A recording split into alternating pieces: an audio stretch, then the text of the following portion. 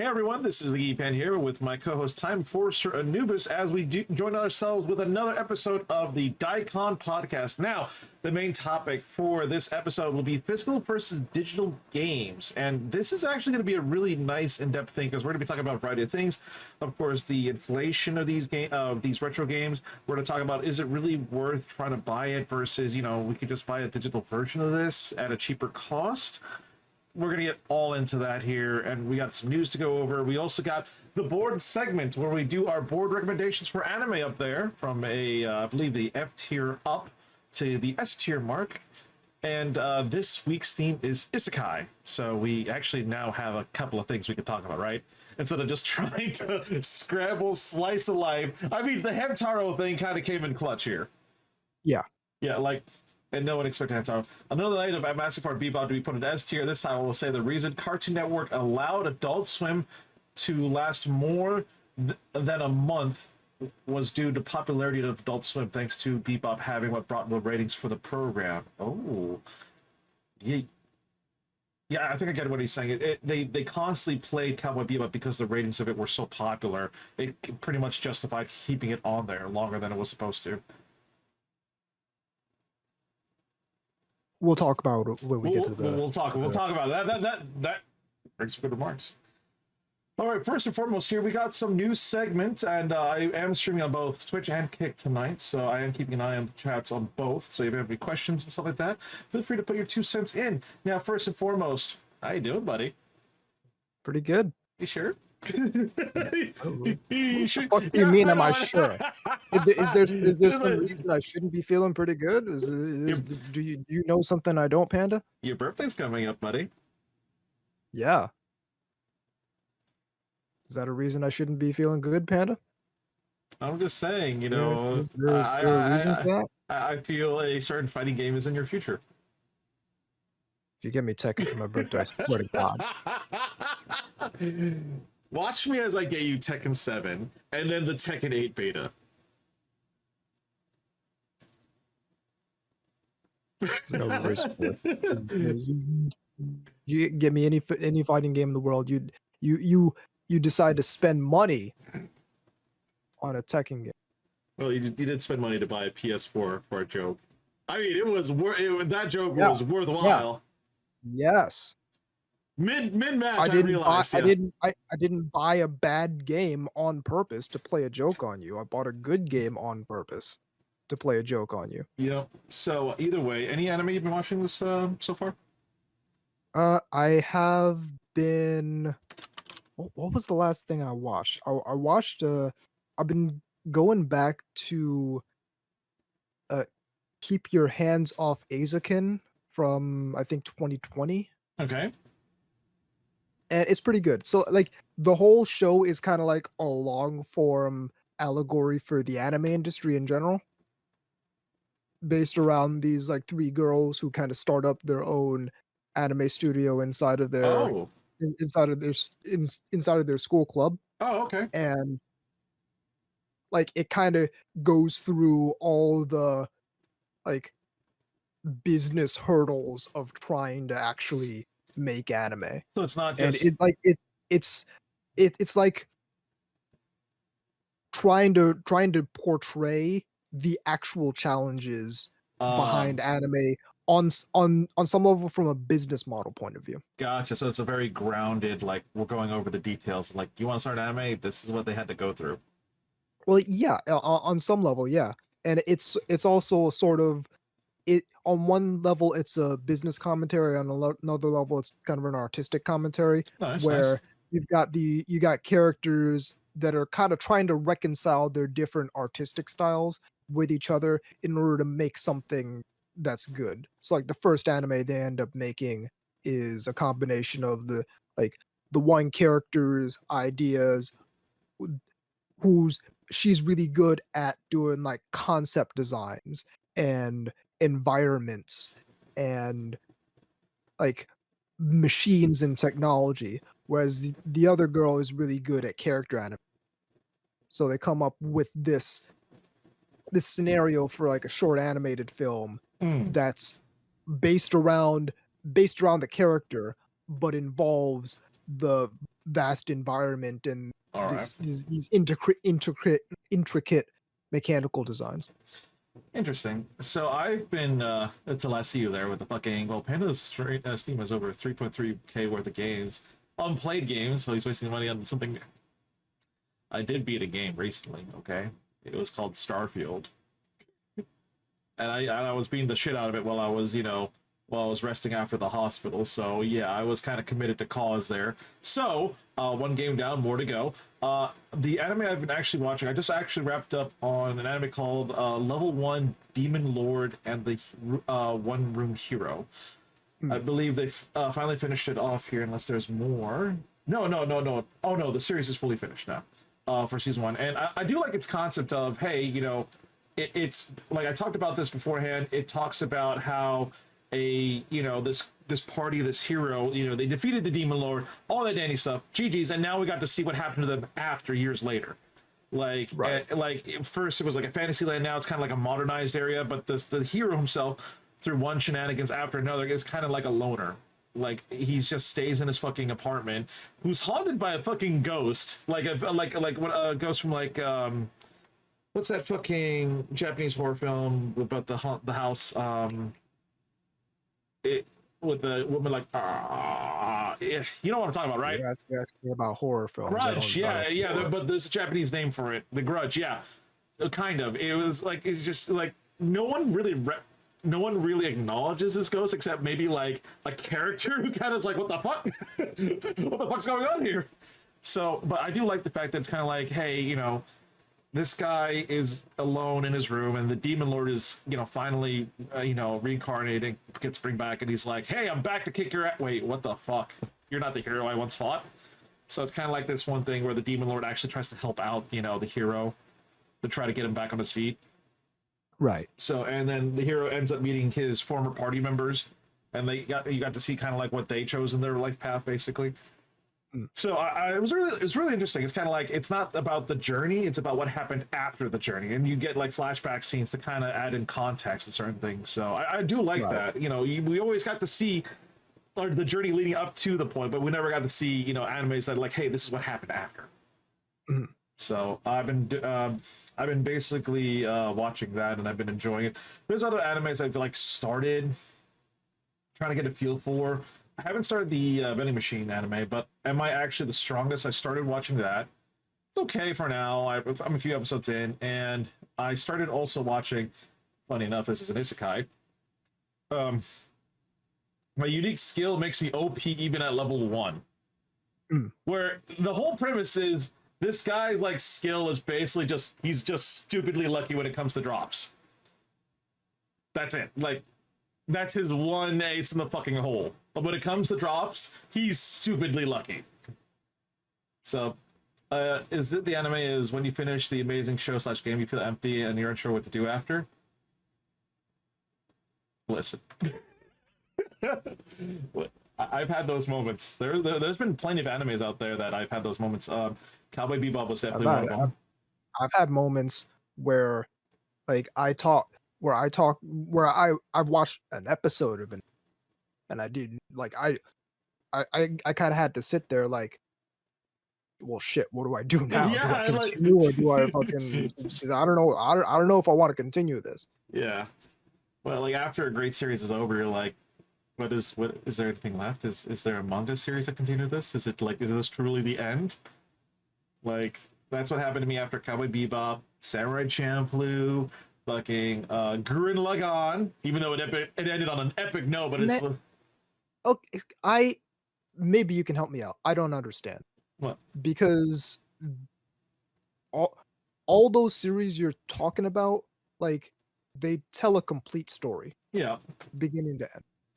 But I like the concept of the in-between. Like Cowboy Bebop had that episode Knocking on Heaven's Door, which was, I believe, Sure. if it took place in the canon, I think it was near the end of the series that it took place. Sure. Well, you can you can continue making those in between episodes into infinity, and at a certain point, there's going to be diminishing returns. Well, yeah. So you might as well leave it where it is. But Gurren Lagann, I don't know that I want like in between episodes for Gurren Lagann. Oh, true. Like Gurren Lagann is a beginning to end.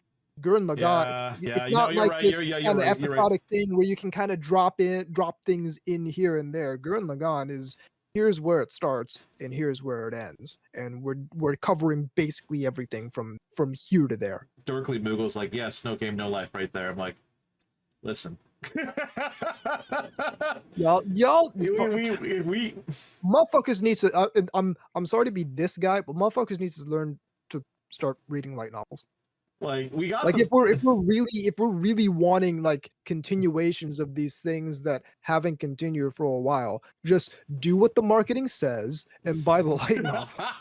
well, we did got the prequel movie, which was actually really good. I enjoyed Yeah, that yeah. a lot. Well, and to be 100% fair, I too would like the continuation purely just to have Studio Madhouse An absolute continue to make banger, yeah. no game no life. Yeah. Fucking wizards there, basically. But like failing that, the light novels are available. All right, as such, let's start getting into the news here. First and foremost, Timefall 2's massive revival right now. So, hold on. I want an anime show to consume, but if I wanted to read, I would not watch anime. Well, if it, I'm sorry then. Well, here's the thing. If you want a continuation to the story, you have an option to continue this. If you don't want to take that option, I know it's Gotcha. basically all the anime studios are booked up for like 2 years. All right. We'll find out. All right, so as of right now, Titanfall 2's massive revival. So Titanfall 2, when it came to their servers, the servers were pretty spotty to say the least. It wasn't working. They were getting DDoSed, basically, and the reason for the DDoS is, hey, Respawn, you should really concentrate on the server stability, but you're also ruining the server stability, so... Yeah. What kind of logic is that? I don't know. Hey, we're mad because the server stability is bad, so we're going to attack the servers. But now the servers, Sure. the server seems to be working strong. It's like someone flipped the switch and be like, oh, okay, dunk.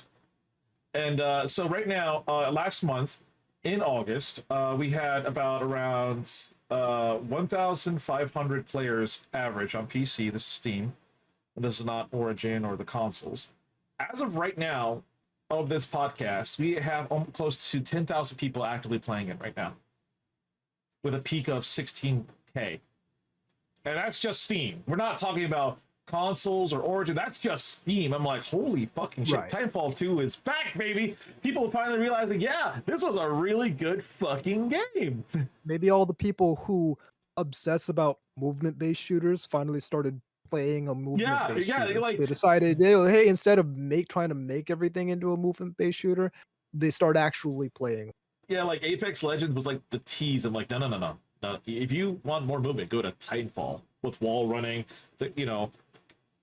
grappling hook, the boost jumps and everything. Like you will move like no tomorrow here. But I like it because it's like it's showing, Respawn's actually, I think they got a new playlist out for it too. So they're actually like, wait a minute, you're actually updating it? What? Does this give us hope? Like there's been some rumors that Titanfall 3 might be coming. It might be coming. And I'm like, please. I'll wait and see. I'll see it, believe it when I see it. Mark my words. Put this in the books here.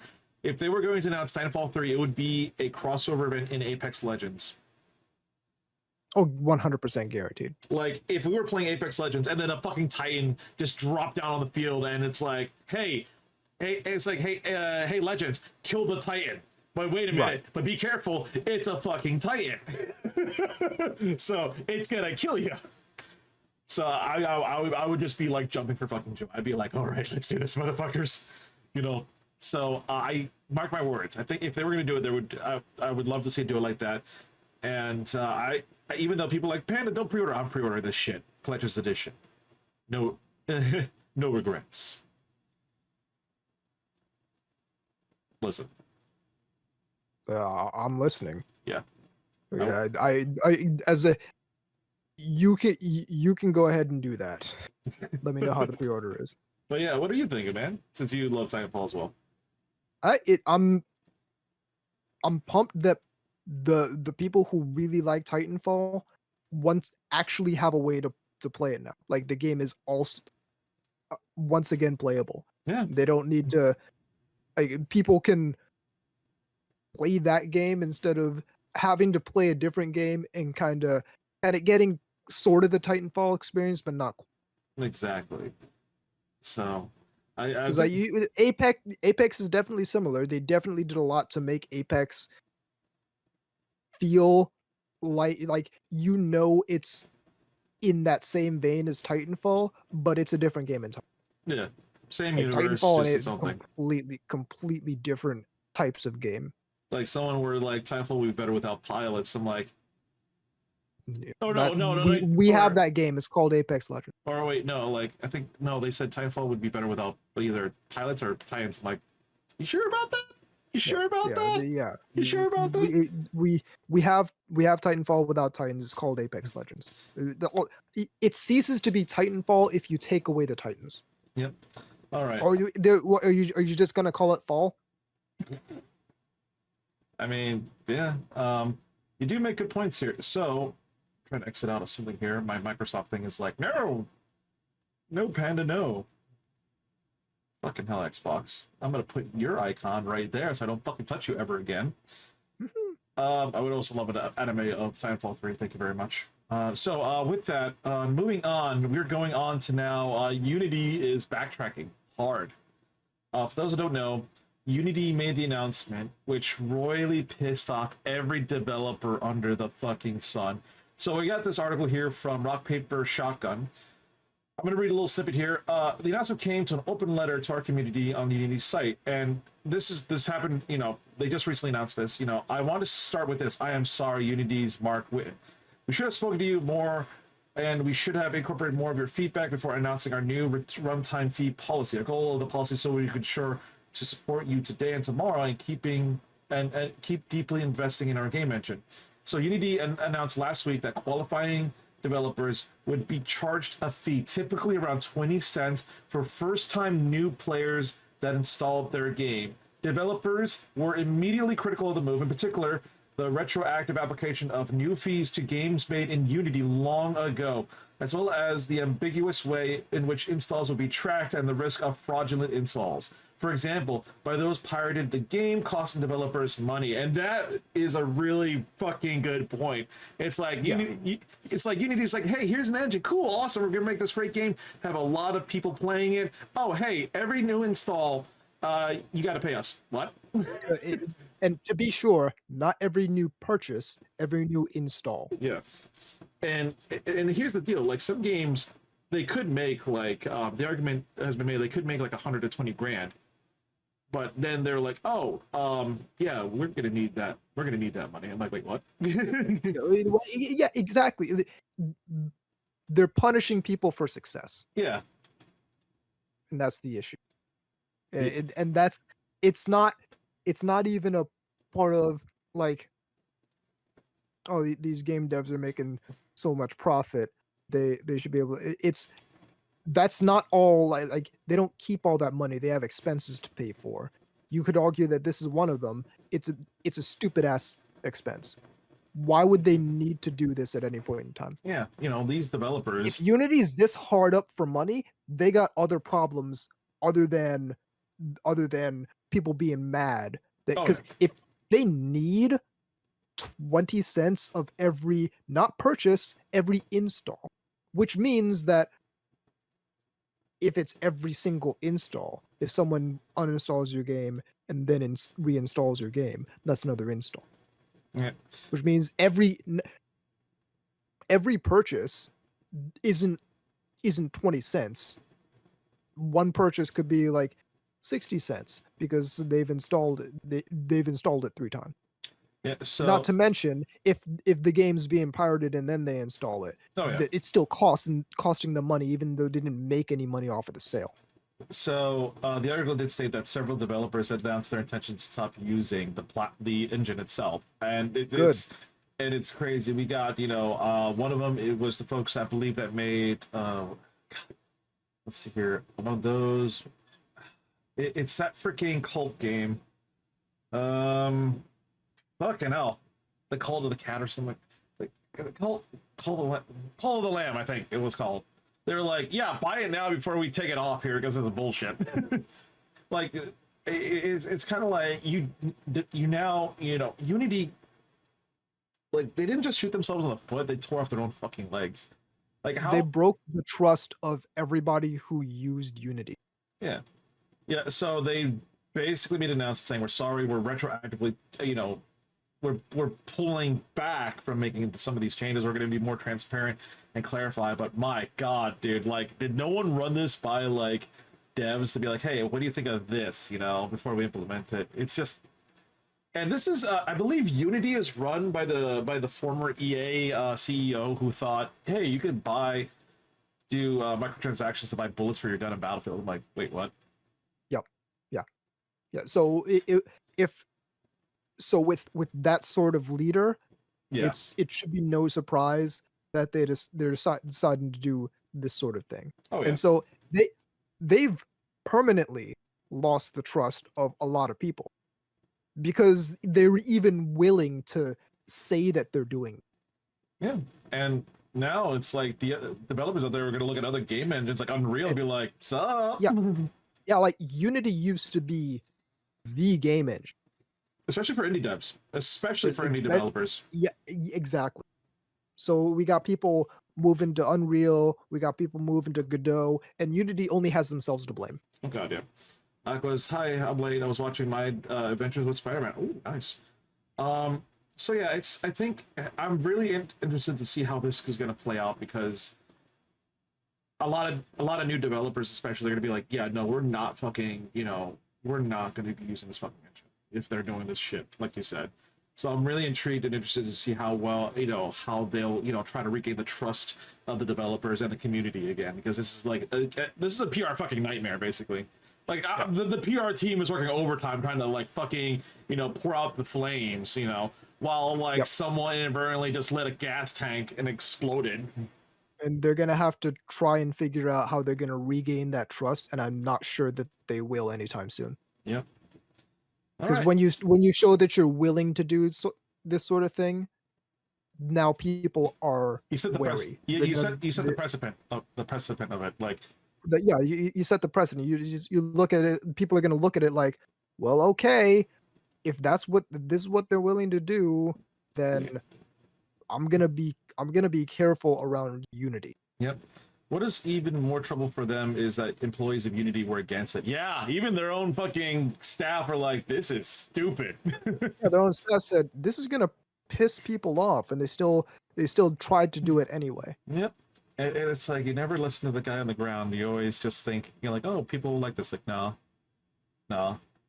So, all right, now we're moving on. So, with Modern Warfare 3 coming, we're going to be entering in a new season of Modern Warfare 2 in Warzone, I believe season 6. But this is a special season because this is the Haunting. In the past, we've had the Haunting season, and they were some of the best fucking times we had. Like, the zombies thing was fucking crazy. And like I remember, like Anubis, like the zombies were like super jumping. We're like trying to get the fuck out of there. It was like, and then they brought out some iconic characters like the Scream guy of like fucking that dude from fucking what's that Saw. I'm like, God, are you fucking kidding me here? So we didn't think they could do it. Call of Duty made zombies interesting. Yeah, definitely. So the new season is going to be coming. The current season is going to be ending in a couple of days. We got some, of course, new maps, new modes. The zombie modes is going to be making a comeback. They're going to be adding in some new interesting things, new content. Here's the thing, though. They are introducing some new player skins, and some of them you're going to be like, what the fuck? So Call of Duty has done, some crossovers with pop culture. This one is going to be no exception. The pop culture here is going to be Spawn. We're getting Spawn's going to be coming into Warzone and Call of Duty, I should just say. So we're going to get that. We're also going to get a couple of characters on the Spawn from the Spawn series in general. But we're also going to be getting another crossover, a Diablo 4 crossover for some reason. Well, it makes sense. It makes sense, but I'm like, Diablo 4 is not doing too hot right now, so I'm not too sure. Like, having Aneris and Lilith come in, yeah, cool, I get it, but make your game better. I'll probably buy Lilith just because, you know. Also, one of the crazy things that we're getting is going to be Skeletor. Yeah, so I can. From He-Man. Yeah, yeah, He-Man, Masters of the Universe. I'm like, what the fuck? I mean, it fits. I'm not joking. I'm not lying. But this is what I'm really excited for. We're getting Ash Williams from Evil Dead 2, and I'm like, fucking yes. I just hope that the was it Bruce Campbell? That's the I believe that's who plays Ash.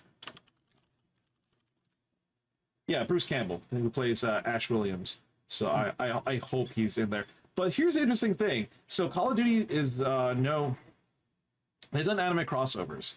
Like the Vanguard thing, they did the Attack on Titan, and it was kind of yeah. They still haven't done the appropriate anime crossover to put an anime schoolgirl in there. Yeah, you know the most terrifying thing in Call of Duty Season 6? The server like, oh yeah, in the beginning, I bet you. Here's the interesting thing though: the anime crossover for the new season is going to be Alucard from Hellsing. I mean, it works. Bonus points if they got like the voice actor for the anime series, or the voice. Team 4-star for maximum shenanigans of the Hellsing Abridged. If they did Team 4-star, dude, I would pay money for that. Like, please. Please give me that option. But also, we're getting a chainsaw from Doom. But yeah, there's going to be a lot of stuff there. Again, so the new season starts on the 27th. We're also going to get Call of Duty Next, which will showcase Modern Warfare 3 on October 5th. The beta is going to start on October 6th through 10th for PlayStation and 12th to 16th for everyone else. And then we're going to get the Haunting event on the 17th. And on November 2nd, campaign early access to Modern Warfare 3. And November 10th, Modern Warfare 3 is on Twitch. I will be streaming the launch night. So overall, I'm excited for this. Like even though I don't play Warzone much here or there, Warzone is still like the Haunting events is still one of those very memorable games that I love and enjoy. Yeah. So I like to keep that. I like to keep that ship going, basically. So because again, like they managed to make the zombies thing fun. So exactly. Even if it's not AI, just the fact that players are actively hunting you down, trying to bring you into the zombie horde, I'm like, no, none of this bullshit. God, it's just fucking crazy because it's like you kill other players, and every time someone dies, they turn into zombies. Right. So not only have to deal with other players, you just have to deal with the fucking zombies. Which I still remember that Dan with the RPG, which is fucking hilarious. So, all right. Up next is I'm going to leave this to you. Right Stuff anime is shutting down. Yeah. So around this time last year, we got news that Crunchyroll had acquired Right Stuff, and Right Stuff being the largest online anime retailer. So earlier today, we got news that Crunchyroll is basically absorbing Right Stuff, and it's going to be the Crunchyroll store now.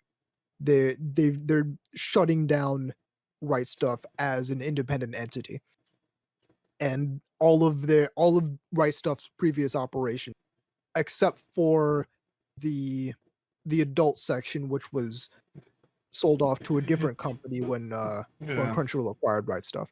So all those operations are going to be rolled into the Crunchyroll store. I find it hilarious. I do remember the Crunchyroll store being meh. And their logic is, let's just buy out the competition. And I'm like... Well, here's the thing. It's really not so much let's buy out the competition. This is called vertical integration, where Sony is basically trying to own the entire anime pipeline from start to finish. And to a certain extent, they have if you want to include both Japan and the US, because they own Aniplex. Oh yeah, Aniplex. They own Aniplex. Aniplex owns a few studios.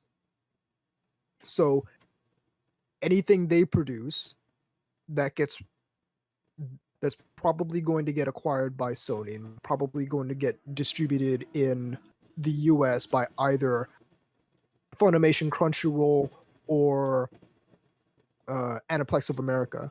And either way, it's going to get streamed by Funimation Crunchyroll. And now that's going to appear in the Crunchyroll store along with, presumably, stuff put out by Sentai Filmworks and Discotheque and the like. Because Right Stuff's really major advantage with regard to their store was that they carried everything. They carried everyone's releases. Oh yeah. So is this? Are If they I'm gonna? not mistaken, don't quote me on this, but if I'm not mistaken, I believe that they handled fulfillment for the Sentai Filmworks store as well. Like all the stuff, if you ordered from Sentai Filmworks, it was basically coming from Right Stuff. But don't quote me on that. This is gonna be weird because it's like you said, if they handled stuff for other publishers and stuff like that, it's just like how's this gonna work? Because all the publishers are gonna look at them like, the fuck are you? Well, that's really the thing is, and that this is part of it. And Attila in the chat is wondering if there's going to be some kind of monopoly action triggered by this sort of acquisition.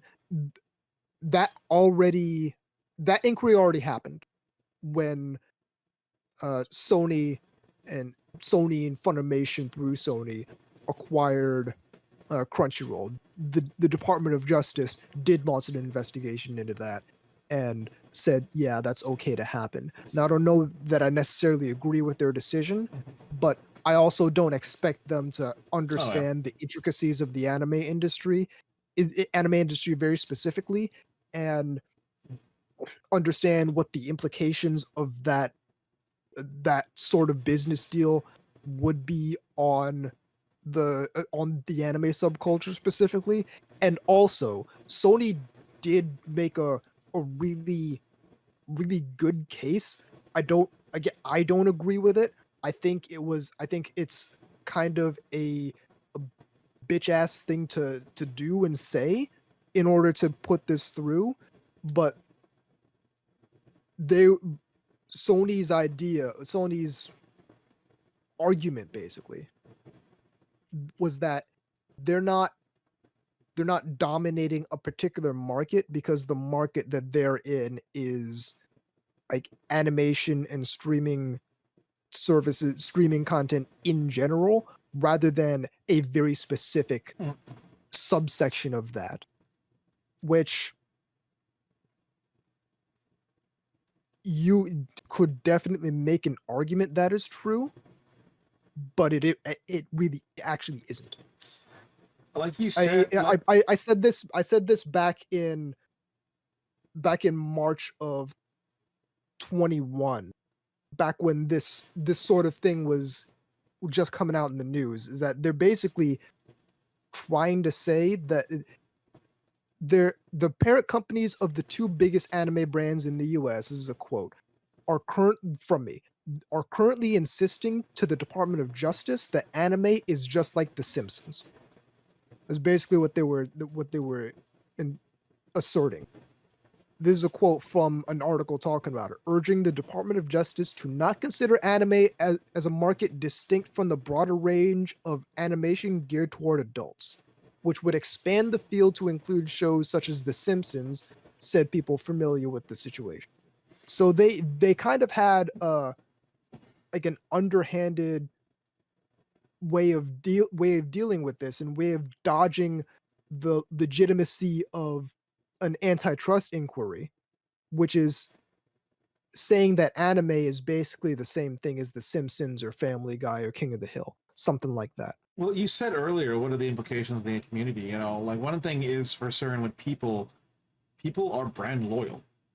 They like they will go to a particular brand, a particular website to get all their stuff. Now, now Right Stuff anime is gone. Like they already got rid of they're already getting rid of like the hentai and all that stuff. So all those customers are basically long gone. Because the people who want to buy that are very specific. Now people who like, hey, what about this site that I knew, that I loved, that I enjoyed, that I'm used to? Now it's Crunchyroll. What the fuck do I do now? Do I use Crunchyroll or do I try to find something better? or try to find an So alternate. here's part of my issue and I've been saying this for the past year since the Right Stuff acquisition happened. Rights of the various companies that make up like the Western market in anime, Right Stuff is the easiest to replicate because it's a retailer. Its entire business model is buy a product wholesale and sell it to the people for basically a standardized price that's higher than the price you bought it for. Hmm. And it's not difficult to spin up a retail operation. Obviously, you would need to have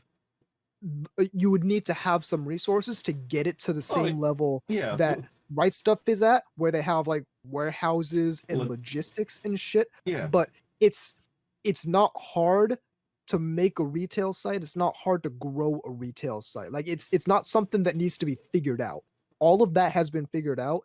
All of the infrastructure for that is there. It's not hard to do that independently, but it is a problem that we're basically witnessing a vertical integration going on in the Western anime industry, and it, it's by a company that has shown repeatedly that they don't really give much of a fuck about the about the actual fan base, the people who actually buy this stuff at scale, the people who are probably Right Stuff's biggest customers.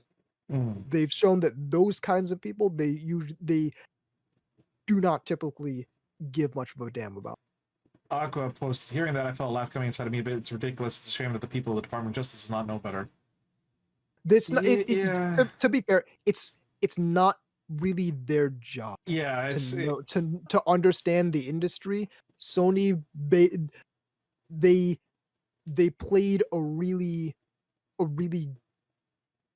sly game to make sure that this this passed muster, to make sure that their argument their argument passed under the radar, and to make sure that the DOJ the DOJ didn't quite understand. Like, you're basically obfuscating what anime actually is, because the business model is entirely here. What we need to keep in mind when we're talking about the Western anime industry, by the way, what we need to keep in mind is that Crunchyroll, Funimation, Sentai Filmworks, all of these companies, in large part, they're trying to do something with anime that anime wasn't designed for, which is sell the anime itself as a product.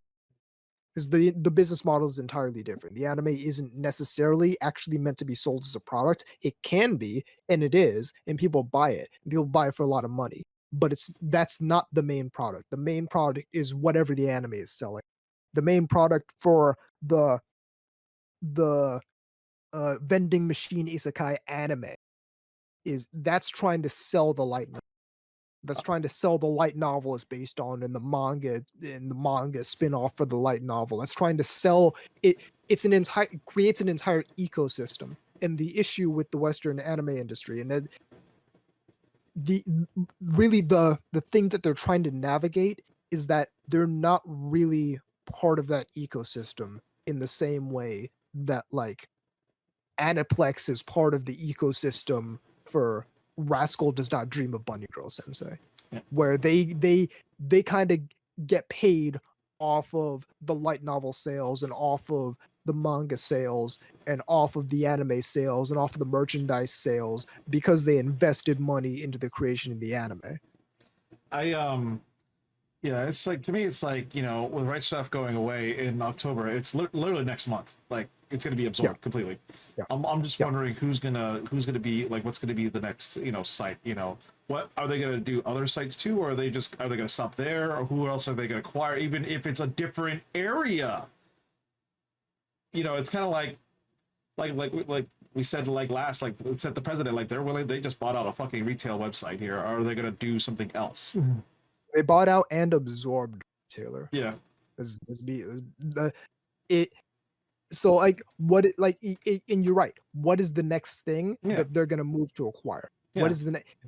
Is it going? Are they going to try and replicate the same business model where they start acquiring they start acquiring like US light novel publishers and US manga publishers true, and that true. sort of thing. Like they've I know they tried their hand in their own animation, which failed. Like some of it kind of failed horribly. Well, that's as far as Crunchyroll being like their own Yeah, independent yeah. thing, or at least as a subsidiary of Warner. The issue with this Crunchyroll is that it now it's owned by Sony, and Sony is deeply connected inside of the Japanese anime industry, and they're basically establishing a massive foothold and a massive footprint within the Western anime industry, and that's really the issue. All right, so good things to know. Aqua also said if an Machine anime would is getting a second season despite the light novel only lasting 4 volumes. Really, 4 volumes only? Yeah, it depends on how much of the light novel the first Oh, gotcha. season covered, because Oh, they don't yeah. always cover the whole thing. Okay, gotcha. All right, next up here, I think that's this is going to be the last tidbit of news here before we get on to the main topic. Now, some of you may be using this yourself if you are on PC and you're a PC gamer, but Steam, as of September 12th, 2003, is now 20 years old. That's fucking crazy. Like, I first signed up on the Steam, I believe it was literally, I think, December 28th in 2003. So in the same year, just a couple of months after, Anubis, we were talking about this earlier, you started in what, 2009? Yeah, I started in 2009. Yeah. I actually didn't like Steam for a long time because Well, I because I didn't like the concept of, okay, you you doubt you like the idea that it's basically just a storefront and you play all your games through it. And I still don't necessarily like that aspect of it, but they've shown to be very consumer friendly over time. yeah. So Like, the and it's really just only gotten easier. Like yeah. I didn't like the idea that you had to be like connected to Steam to play the game, but that's not literally not an issue anymore. Oh yeah. Like here they even have a website here like their sales post like 2003 the year's 2003 MySpace launches. Jesus fucking Christ, that's been that long. Arnold Schwarzenegger becomes the governor of California, and "In the Club" is the #1 song. Dude, 50, What- 50 what- Cent. Wow. Damn. Yeah, I remember because it's like Valve. Like this originally started just to like for Valve. Like the Yeah, it was whole. basically just Valve game. It was basically just Valve games in general. 2004, Counter Strike Condition Zero was first launch. Jesus Christ. But Half-Life 2, that was the big. I remember because everyone, we were all waiting for Half-Life 2. We were all so excited for Half-Life 2, even though it got delayed because the beta got leaked out and by the hacker, and like Valve had to like basically reorganize and almost start from the beginning again. So it's but they also here's the interesting thing here is like between those two releases, they Codename Gordon comes out in May, and as technically the first ever third-party release on Steam. Unfortunately, the game has been delisted, but it's still important to part of Steam's history, which is kind of cool. Like this, like 2004, like they started having third-party games. Right. Other fun facts from 2004: Facebook and the Motorola Razr launched, not together, of course. Google goes public, and the Numa Numa Kid hits it big in the knee. Wow! God damn! Some kids out there are like, who's the Numa Numa Kid? I'm like, let me tell you a story. Actually, let me show you this thing. But the whole thing just goes throughout the years. Like 2006, episode 1 launches, but also notable things happening. Nintendo releases the Wii. Twitter introduced itself as the world in the 140 characters or less, and that's also the year when Gary's Mod was released. Yep. Call of Duty 2 came out on PC. Red Orchestra, to X Reunion, X3 Reunion. But yeah, just going out on throughout these years is crazy. It's like it's been 20 years, and the funny thing is, it's just like I do, like my account is kind of that old, and it is crazy. It's like a piece of history basically in the making. Hey, Bloodman, dude, what's up, buddy? But yeah, Steam being 20 years old, again, I love it because it's kind of like the one-stop shop, but it is very consumer friendly. You play a game, Yeah. like you buy a game, you play it, you don't like it. Is it within 2 hours? Okay, get a refund. You don't like it, you can get a refund. There's also there's also a lot of community aspect into it, like mods, workshop. I don't have to go on a website. I can just like, oh, I want to download a mod. Doot, doot, Yeah. click. Yeah, they basically everything they've touched, they basically made super easy. Like I remember back then, the friends list for Steam didn't work for shit. Like it was a hit or a miss that the friends list ever fucking worked, and now the friends list is always working. So back then, I mean, like bullshit, this friends list works. Now it's like, oh my god, this is crazy. You used to have to like Look up the spin up same, Xfire or some shit to keep track of other people. or you tell your friends like, yo, what server did you join? What's the IP address? I'll Yep, direct yep. connect. Yeah, direct connect the IP. No, it's you know what? I can't wait. So you do get a special badge for Steam. If you don't know, they do have the longer you're on Steam, you get like a badge basically on Steam, like 1 year, 2 year, 3 years. Like me, I'm gonna get my 20th year in December, so I'm really excited for that. I hope they give us something extra before being there for 20 years, but that's fucking crazy. Like, they're like the one person out there already got his, like the very first Steam registered Steam user is like, damn. So with that, that is all the news for today. Now we're going to be going on to the main topic of our discussion. Yes, for those who don't know, this is the DAICON podcast where we stream live on Twitch and Kick, and also this video will be also posted on my YouTube channel later. Today's main topic is going to be physical versus digital games. This is going to be interesting because we're going to be talking about a couple of things here. Me and Anubis were like brainstorming this. It's like we're kind of like thinking like, okay, what's the cost of physical games? Is on the rise. Would it just be easier to get the digital port, accessories, the inflation of retro games, limited games, all that dandy stuff? Here we're going to be talking about it right now. So first and foremost, we can all pretty much confirm that retro game inflation is fucking crazy. It on a game that would normally cost you $60 used retro is now going for up to almost $200. Now it could be several different reasons. One of it's usually licensing. The license is gone, like Marvel vs. Capcom 2. They revisited the license for a very limited time, but that's it. They never brought it back. So the game obviously is now hitting like $200 basically. But it just brings that argument is like it's kind of crazy because it's like we want to preserve our games, right? Yeah. And the only way to preserve it is to literally have the physical games itself. But sometimes is it really worth that much to get the fucking physical copy of it? And that then it becomes like, who is it worth that much to? Yeah, and then you got to think to yourself, okay, I got the game. What happens if I want to play it? Do I have a console to play? Is it the console working? Right. If it were to break down, where can I get another one, or can I get it repaired? Right. Like, for those retro gamers out there who are console specific, fuck me. You guys either spent some serious cash to do this, or other fucking ways, which I won't dive into, but it's just goddamn, it's not cheap.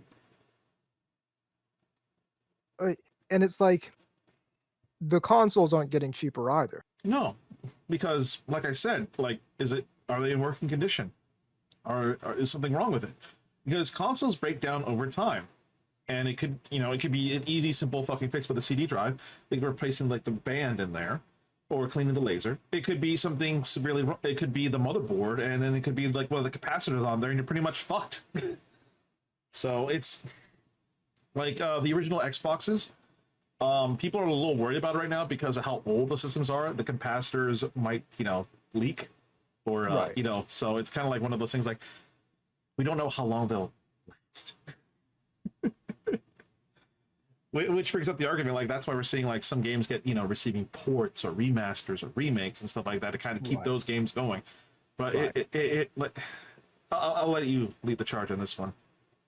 I mean, so that's part of the issue that I see is there's definitely you definitely have games from the past that you still want to play, Yeah. but not every single one of those games is going to get a remaster. And No. not every one of those remasters is going to be not every remake or remaster or like re-release or it port is going to be good. Yeah. There Yeah, have been some it's pretty.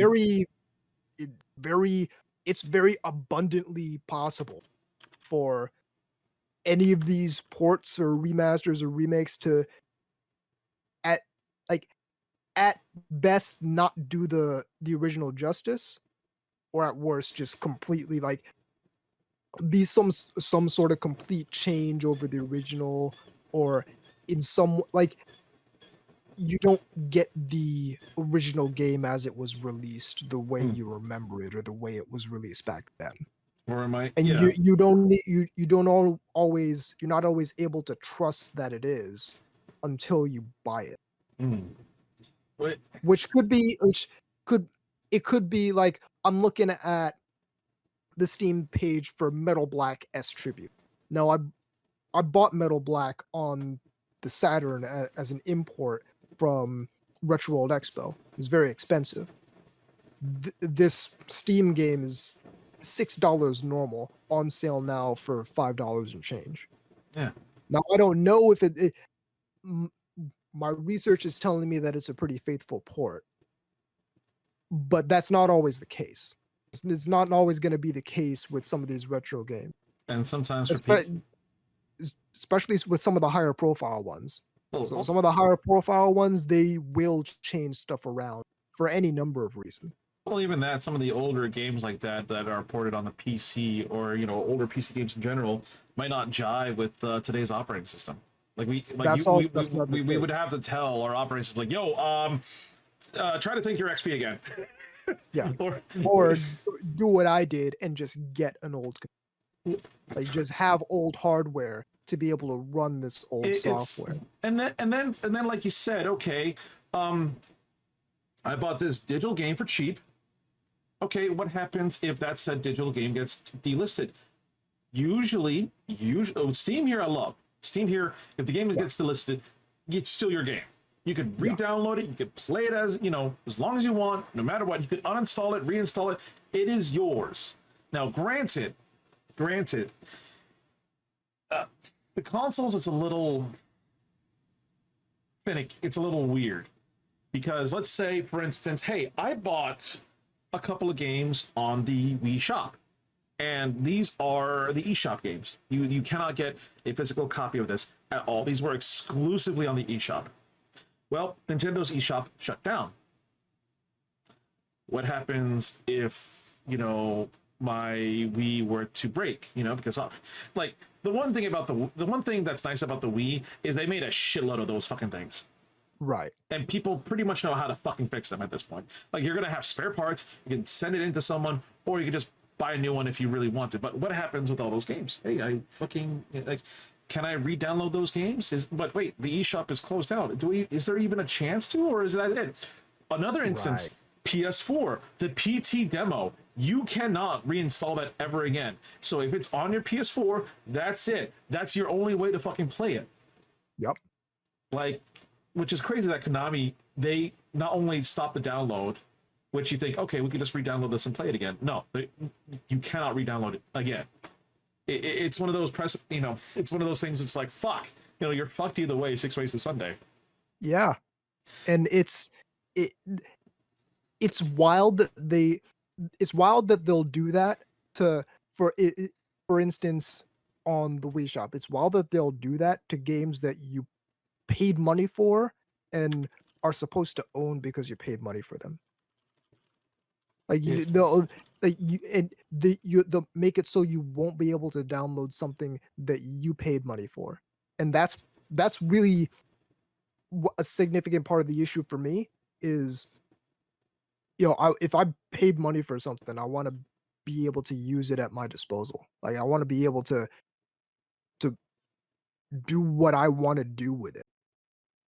Oh, hold on, Just Aaron. like I just like I I don't know if God forbid anything happens to like the Nintendo Switch store, I I bought a whole bunch of Darius games for the Switch Lite some time ago, and I don't I I don't I don't want to have that condition where something happens and I'm not able to download something that I paid money for. So I So like I just, already have Darius Gaiden on the Saturn. yep. I I have it on the Switch. I bought it in a pack. That it and the price differential was significant. Like, just to be very clear. But the higher price is worth it to me to have the physical, because Hmm. that means I can play it Yeah. when I want. Exactly. So I just did some research, and you can re-download those games on the Wii Shop. You just can't Good. buy any new games, which is good. But again, um, there are some games that I went out of my way for to get a physical copy because, like you said, like for me, Marvel vs. Capcom 2. Yep. There is no fucking way to get a digital copy of this game unless you already purchased it when it was re-released on the PlayStation 3 store and the Xbox Live Arcade. If you bought it at that time, you holy fucking shit. You Yep. are holding like not even go platinum. Now I bought the games just so I can have it physically. I can play it. It's in good condition with the manual and everything else. It's like something I said to myself, it is worth having physically because I know at a certain point either the price it might actually go back and get cheaper, or what I'm probably thinking is it's going to get even more expensive here because the thing is, physical and digital games have the pros and cons. The thing about physical games is what happened. Like sometimes it's getting harder to find certain digital games, certain physical games now, is because people are not willing to part ways with it. They bought it, Exactly. they don't want to part ways with it. Also, something might happen with the game. Like how many? When I used to work at GameStop, we had a fucking shitload of fucking Wii Sports. A shitload. Like we were giving away for like a quarter, basically. If I remember correctly, or 50 cents. Now they're like $20 to buy it. And let me tell you, a lot of those Wii Sports games they were scratched up because again, little kids, they didn't know what they fucking had. They scratched up their game, all that dandy stuff. It's like fuck me, right? Same thing with other stuff too. Sometimes accidents may happen. The game gets ruined. The game gets scratched. You can buff it. Yeah, buffing does help fix things, but at a certain point, it's gonna start erasing the data. Yeah. So you don't want that to happen. This is why I like This is why I love the Blu-ray discs because they are extremely harder to scratch. So like the DVD discs, they were kind of easy to scratch. The Blu-rays, once they have a little bit more resistance to them, which is I'm happy about. And like the Nintendo is like, fuck it, cartridges. We're going back to cartridges again. But yeah, it's so there's a limited stock. There's going to be an extremely limited stock of them now, because again, like another instance, Super Smash Brothers Melee. Yeah. The prices get higher. Why? Because people are not willing to part ways with them. Some of those people are tournaments. They have to have copies on standby.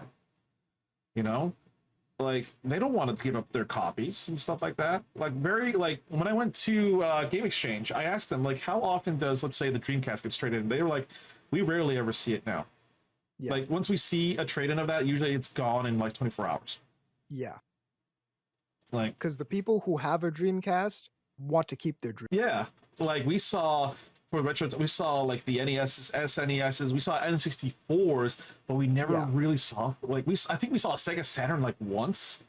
People, yeah, the people who are, because like it's the same thing with, remember the huge fad a couple years ago with like graded video games, and they were, Oh it's a yeah, great, it's a graded uh Super Mario Brothers for the NES selling for however many $1 million.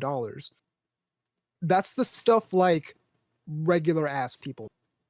Like if someone's talking about, if someone's gonna start talking about retro games, 9 times out of 10, they're, unless they've been talking about games, 9 times out of 10 they're talking about like old school Nintendo stuff, N64, GameCube, NES, SNES, maybe Sega Genesis.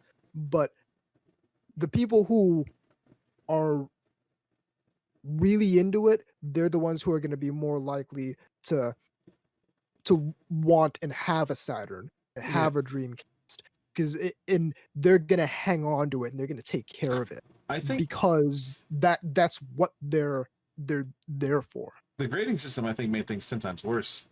Like because some of the games that are graded, they just shot up in price like tenfold.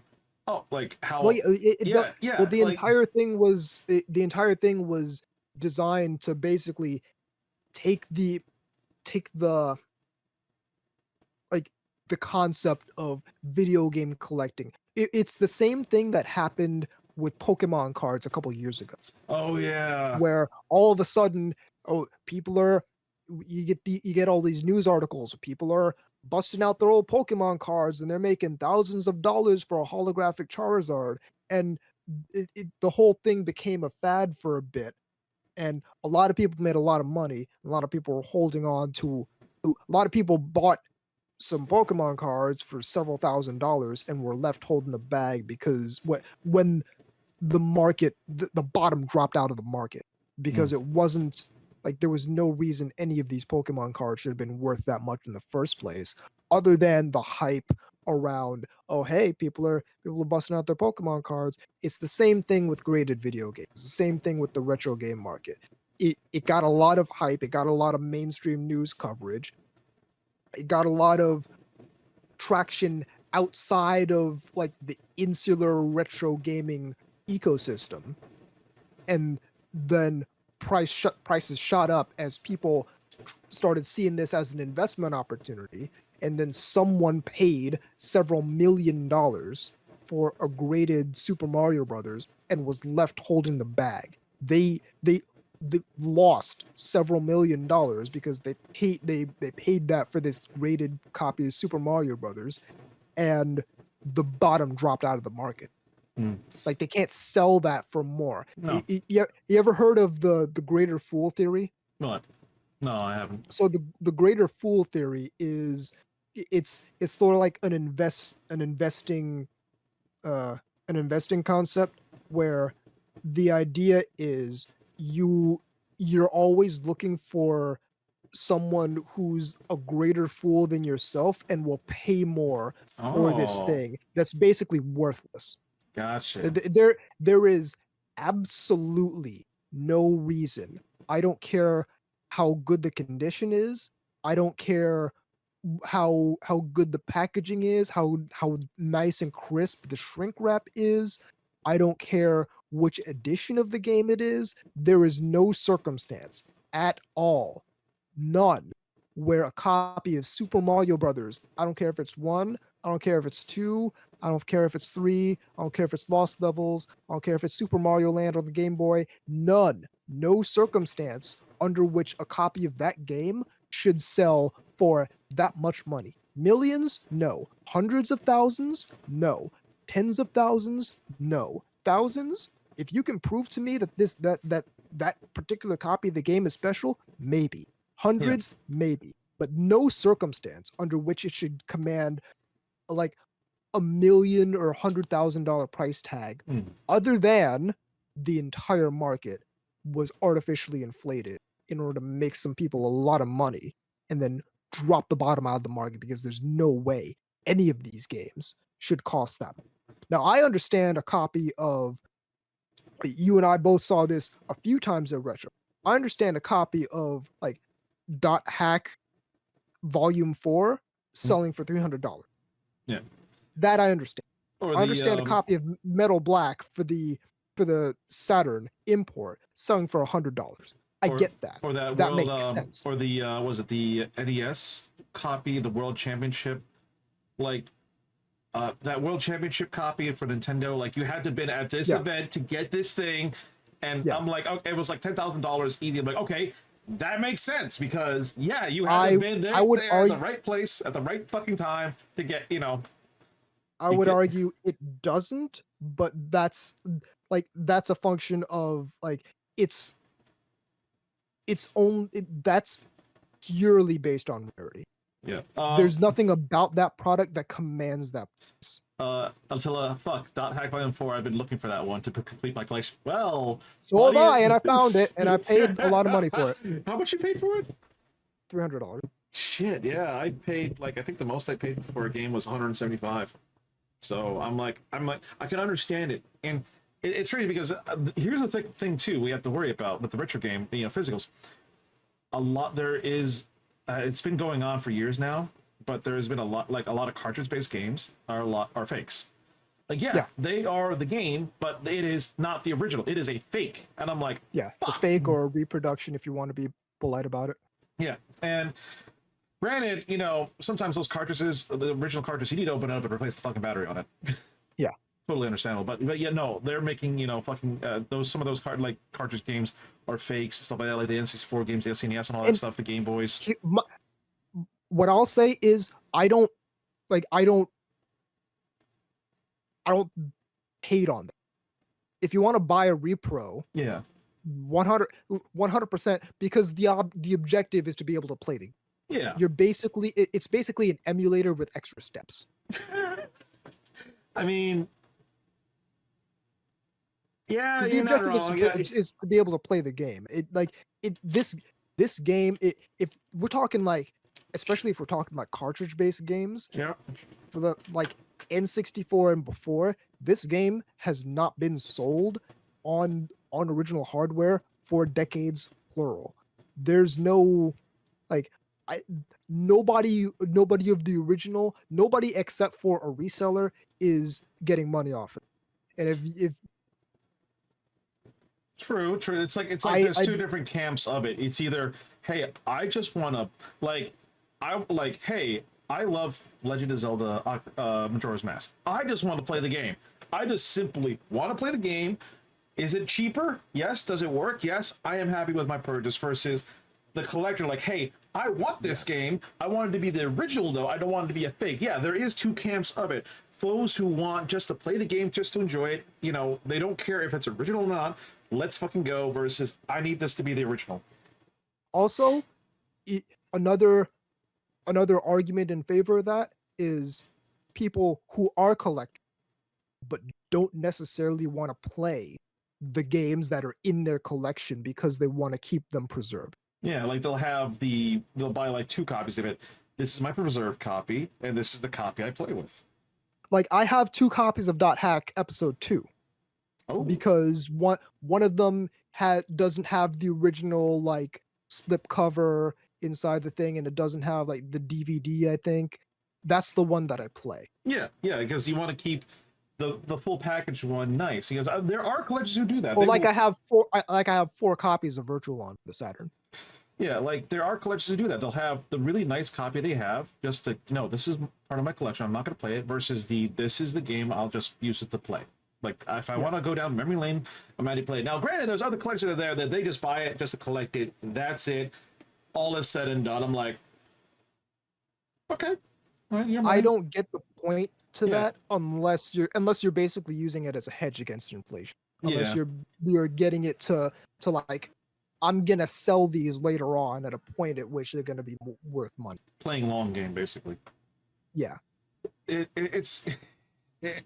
again, it comes back to the digital side. It's funny because Advance Wars, the original and the second game, for the Game Boy Advance, I believe. And yeah, I think it was for the Game Boy Advance because Dual Strike was on the Nintendo DS. Yes. You're correct. It's hard to find those, or not really hard. It's just, it's hey, it's going to be a little bit fine, but they just did a re-release, the HD remake of the original. I'm fucking loving it. I'm like, this is Advance Wars. This is the Advance Wars I fucking love, that I grew up with, and I'm totally happy about that. Well, and so now the question is, did they change anything? It's pretty much the same thing. It's pretty gameplay, same. They updated the art aesthetics. It's at its core. It is. That's one thing. That's one thing that I know that I've heard regarding the Advanced Wars re-releases. Some people don't like the change in the art aesthetics. Yeah, they are. And it's just some people that's important to them. Yeah, which I get, and stuff like that. But to me, is the gameplay the same? is it the Advanced Wars I know and love? Yes. Okay, I fucking love it. You know, that's man. And then now we're getting the Metal Gear Collection Volume 1, the re-release of the Metal Gear games. But this time we can play it in 60 frames a second, except if you're on the Nintendo Switch, you're only capped at 30 frames regardless. Yeah. I find that hilarious, but it's crazy too, because it's like, hey, the Metal Gear series, only Metal Gear 1 and 2, and I think the VR Metal Gear 1 appeared on PC. And Metal Gear 3 never appeared on PC ever. Right. Your chance. You know what's crazy is too, because I am a huge Metal Gear fan, so I have the originals, the re-release box set, the PlayStation 3 HD collection, and the PlayStation 3 Legacy collection. Am I gonna go out and buy the fucking Volume 1 collection for PlayStation and PC? Yes, because the PlayStation 1 is gonna be my physical, and the and the digital one will be on the PC for Steam. Because why? I'm a Metal Gear fan. I am happy, and me getting 60 frames a second while playing these games. Fuck yeah, let's go. Because I know in certain Metal Gear Solid 3, it definitely needed. Yeah. Yeah, it's just. God, it's like people always like duke it out, battle it out, all that. Like physical's better, yeah, physical's better, but there's all these things that that just like the road bumps on the road. Digital's better. Like each of them have their pros and have their fucking cons. I mean, I always err on the side of physical, Yeah, just because, hey, I can guarantee my ownership of the physical media and my ownership on the console to play it on. Yeah. I can't guarantee that I'll be able to connect to whatever server is necessary for me to verify my ownership of this game that I know I paid money for. Yeah, and there's some people who are just almost essentially pure digital. Because again, if you're a PC gamer, you're pretty much digital only at this point. We are so used to having digital only releases. Like if you buy a PC game now, you're not even gonna get a fucking disc. You're gonna get an activation code. That's it. Yeah, which I think is ridiculous. Which is crazy. Like I think that's stupid too. Like at that point, those scratch off things for like, hey, $20 Xbox Live thing. Yeah, just do it like that. Yeah, it might as well be that. It might as well be a card that you flip over and scratch off the thing. Yeah, like why even put it in a box? It's a waste of resources. God, yeah. Like PC games back then, you got like a fucking box, and you got a manual, you got the jewel case CD and all that dandy stuff.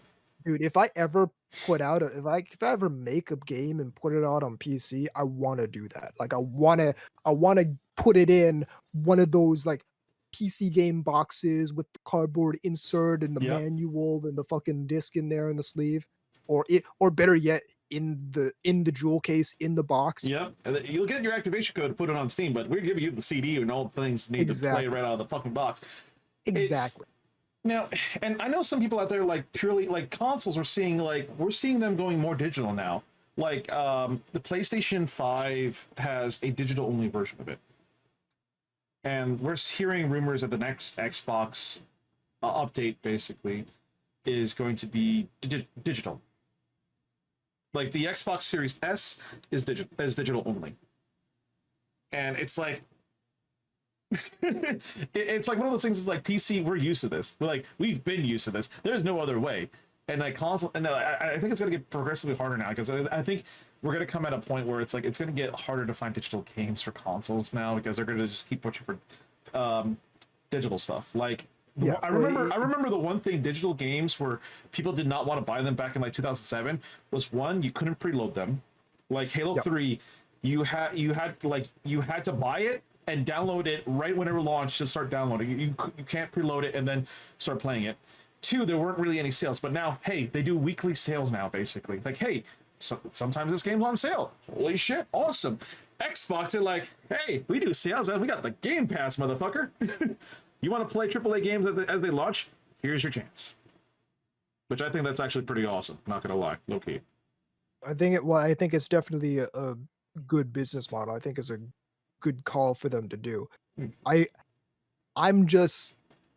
I'm always apprehensive about abandoning physical media because of what it then allows companies to do, like take PT off of the thing and not allow you to download it. Attila, if you buy a console and it's digital only, but they have a disc version, that's a sucker for sure because they might as well just use that money on a PC. Yeah. Yeah. Realistically. Yeah. Ideally, yeah. You know, it's if all you buy is digital only games, like what's on consoles? What's stopping you from just getting a PC at this point? Yeah. But yeah, it's an interesting talk for sure. You know, because again, there's been a lot of people in the retro game area that just kind of stopped collecting because it's just getting too expensive. I like can't blame them. I can't blame them. It is very expensive. I cannot blame them at all. Some of them are selling off. I'm glad that I rebuilt most of my Saturn library when I did. Because I was like just on the cusp of stuff starting to get expensive. Oh yeah, I'm buying things right. I started buying them when it's on the cusp, but now it's like I'm like fuck. But some of those games, I'm like, hey, I totally forgot Samurai Champloo made a PS2 game. Yeah, I'm buying it before it gets even more expensive. So yeah, I bought it for $90. Some of these things, for me at least, they're legitimately a hedge against inflation. Okay. Like it's legitimately like I'm buying this. Yes, I want to play the game, but also I want to be able to. This is something that I want to be able to sell later on and get some money back. But like, I know some people do that. They collect it, they play it, they enjoy it, they keep it good, and then they sell their collection off either piece by piece or wholesale. Attila, that's why Sega Dreamcast is the best console. You can burn the game and play it without having to buy it. Yeah, you can burn games. True. It's a. Woo! If you know how, you can do it with the Saturn as well. Well, now they have like mods where you can just install SD cards now and just bam. Yeah. You also have that. But it's again, all these things, you know, the crazy thing is like some of these retro games, they still have online communities. Do they have multiplayer games? Were they a multiplayer game at one point? Yes. Were they original servers on at one point? Yes. But now they're shut down. Yeah. But people still play them online. For every version of Phantasy Star Online, the original that was released. I'm talking Sega Dreamcast, I'm talking Nintendo GameCube, I'm talking Xbox, I'm talking PC. For every version, there's a community of turbo nerds still playing, still finagling away to make up a server to play these games on right now. Monster Hunter 3 and 4 that had online only hubs and quests. Yep. The PS3 people out here playing Quake 3 on the Dreamcast. People PS3 people basically made their own servers to play these old games like Killzone 2, SOCOM Confrontation, and I'm like, what the fuck? Like, yeah, it's a little bit to get up and running, but it's just basically telling your PS3 to connect to the server and you're good to go. But yeah, it is also crazy too because it's like, yeah, some of these games physical only. Like my Xbox. This is why I like Xbox. Backwards compatibility, they're fucking awesome. They're kind of the best ones at it because I can play not only some of my Xbox originals, my Xbox 360s, and I can play everything on the Xbox One almost. But so they're like, I just found out regarding this topic of people playing old games online, figuring out ways. I just found out something remarkable. What? At least in 2022, there are people playing NetMech online. That's Mech Warrior 2 multiplayer. God damn. Like 1995. But yeah, for my Xbox Series X, you can still play Ace Combat 6. But it's not available anymore on the Xbox Marketplace. So either you already have to buy it, or you had to get the disc version. And I love that because it's kind of like, hey, Xbox is like, hey, we understand that you might not be able to get the digital version anymore, but if you got the disc, go for it. Yep. You know, have at it. Basically, I'm like, wait, seriously? Yeah. It's which is kind of think is nice that some like Microsoft is doing that. Like, hey, they're like, even though they're going heavy on the digital front, they're like, no, if you got the physical copy, we're not going to, ping you as a non-believer. No, you can play your game. Yep. Unlike Sony with the PlayStation 5, yeah, you can play almost a lot of your PS4 games, but fuck you if you want to play PS3, PS2, and PS1. Yeah. Yeah, which actually was kind of funny because I bought I can play my Harvest Moon game on my PS5, the OG Back to Harvest, the Harvest Moon Back to Harvest on the PS1, which is also the N64 equivalent of Harvest Moon 64. I'm like, what the fuck? So you can bring PS1 games on the PS5, but you couldn't bring your original ports that I bought God Hand on the PS3, a digital copy of God Hand, which goes for like $150 right now, which is fucking hilarious because it's literally it's an anime in a video game form. Exactly. Isn't there a non-profit game history repository trying to keep all? Yeah, there is. There's been several organizations actually that's doing that, on both official and unofficial capacity too. So, which I think that's really awesome. But yeah, I think we've gone over a lot of the high points here. Also, accessories. Jesus fucking Christ. Yeah. Oh, I bought a Saturn light gun not too long ago. Does it work? No, because obviously not, because I don't have a CRT. So which means I'm gonna have to get a CRT so I can play Virtua Cop and Virtua Cop 2. You know, it's hard to buy PS3 controllers now because the market is flooded with fake copies of PS3 controllers. Yep. So it's hard to, like, even though the controller might work fine, but it's not like the original PS3 controller, OEM PS3. Yeah, that's one thing that I think, like, Microsoft was really, like, whatever went into this decision, that where Microsoft, like, Xbox One controllers are just super available. You can get them anywhere. Yeah. Couldn't say the same for like the 360 controller, but you can fucking find Xbox One controllers everywhere, and they're ubiquitous. I don't know what Microsoft did to accomplish that, but that was a powerful move. Yeah. Like official OEM Xbox One controllers and Xbox One X or whatever the next one is. They're just ubiquitous in everywhere. Also, fuck anyone who still has a Mad Catz controller. Fuck you. Fuck you entirely, especially if you give it off to a person that you hate. Of course, like that's the thing, is like, you had the one official controller, and then you had the one duty third party controller. Yeah, like, I had this back on the Sega Saturn, had this back on the Sega Dreamcast, had this back on the PlayStation. Hold on, let me look up Mad Catz controller. Oh my god. Just stop it already.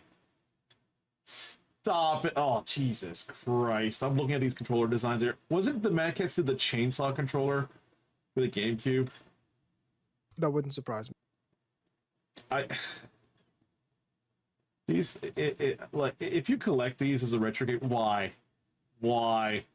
They made it so it could be connected to PCs. Yeah, no, oh yeah, the Microsoft controllers, the Xbox controllers. Yeah, no, that I love.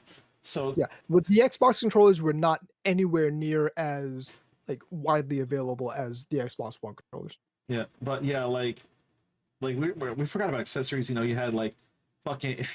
Do you really need to buy a fucking headset from back in those days? No, not really. Do you need to buy the controllers? Yeah, that's kind of fucking important. Sometimes you, with like specialized controllers, sometimes it's the best way to play the game. Yeah. Like I remember, I think really it was probably my first like real major retro game purchase. As a matter of fact, it was my first Kinetica. I bought a Japanese copy of Virtualon that came with the full twin stick controller. Oh. And that was $100 back. But like, if you get the twin stick controller for the Saturn, that's going to be an expense. If you want to play something like Virtua Cop or House of the Dead or any of these old light gun shooters, you're going to need on original equipment. You're going to need to get a light gun, which means you're going to have a display that works with that light. Steel Battalion controller, what? Yeah, you need that controller to play Steel Battalion. Yep. Yep. It's crazy. And you know what's the thing is, I recently picked up House of the Dead on the Switch, and I'm like, oh yeah, and I forgot. I'm like, yeah, you can play light gun games on Switch, kind of, Yep. Kind of. I mean, it's there, but I'm like, but yeah, we need to bust out the. Speaking of retro games, yeah, you need to get a fucking CRT TV, motherfucker. You Let me want to tell play you. light gun shooters with original equipment, you're gonna have to get a different television. Let me tell you what, those fuckers were heavy. So You're gonna yeah. have to get your ass. You're gonna have to get your ass to a Goodwill. Yeah. You know, be thankful those TVs are probably still going for cheap before people realize, like, oh no. You know, I remember our old TV too. I wonder what the fuck happened to it. Fuck. That would have been useful to, to plug in, like, let me just plug in my Xbox, play fucking Xbox, or play game, well, actually, no, because the Wii acts as a GameCube, the one I have, so I'm actually very happy with that. It's actually good. Actual Goodwill does not keep. Really, they don't keep CRT. Wow. So you're gonna have to go fucking somewhere else. Hold on, let me just hold on here. The CRT TVs. I'm just looking on eBay here. Just. I'm curious. 1997 Sony TV, 9 inches, $85. Fuck. Oh my god, I'm looking at all these crazy prices. Includes universal remote. Yeah, yeah, like that's the thing is like all these shits are gonna be more expensive than you used to for paying the Yeah. than you used to for like what you're getting. I love how some of these people know who are they selling to, because Oh yeah, I see a Philips TV 13 inches, and then I see a game booted up, Super Mario Bros. 3. yeah, yeah. So they know exactly what their market is. Yeah, and oh, oh my god, I think this is the TV we fucking had. Hold on.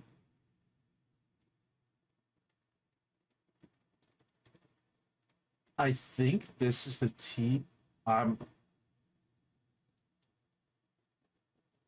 love it. So they put the title retro gaming on them. Yep. So yeah, I mean, I'm not gonna fucking lie. I kind of want to buy it. Like Sony 36-inch retro gaming TV with remote. For God's sakes, 4080i, 80i, $150. Let me tell you, it looks dusty as a motherfucker in the back, but fuck me, you could probably clean that up real good. Yeah, those things get dusty too. So yeah, you're gonna have a fun time. Jesus, the Google Shop link says title retro gaming. Oh my god, it's just the hilarity of these things, basically. Fucking hell. So yeah, I totally forgot about that. TVs. It's probably the best way to play some of these games too. Yeah, I'm saying. All If you're right, playing Virtual Cop. all right. I think we did our piece with this. This was a really good piece, actually, that we talked about. Yes. So, but we just want to say thank you guys for tuning in on the main topic of physical versus digital games. We've covered a lot of topics here, but now it's time to move on to our most favorite of segments. Favorites of segments is going to be the board, a segment where we have I'm gonna get in front of your face here, Anubis. I'm sorry. Damn. Wait, hold on. Hold on. I'm gonna minimize this. So the board. Oh, I forgot to save this. Holy shit. Damn. I know, right? Like Panda. Oh no. Okay. So we have the Borg segment here. It's basically an updated list of a list of anime that we recommend to the folks out there who want to pick up from or check out. S tier being it's the top best. It did something that created waves in the industry, all the way down to F tier, which you should really Avoid at all costs. yeah, you should avoid it all fucking cost here. It's for the fuck Christ almighty. So this week's theme is going to be Isekai, which should be a hell of a lot easier fucking subject to fucking pick stuff out. General rule of thumb, we do five picks each. We go back and forth with each other. So, fuck me. Okay, I'm gonna let you go first, Anubis. You're gonna let me go first. It's your show. You're right. I should go first. And I'm trying to look on websites where they're like, you really should turn off ad blocker. Fuck you.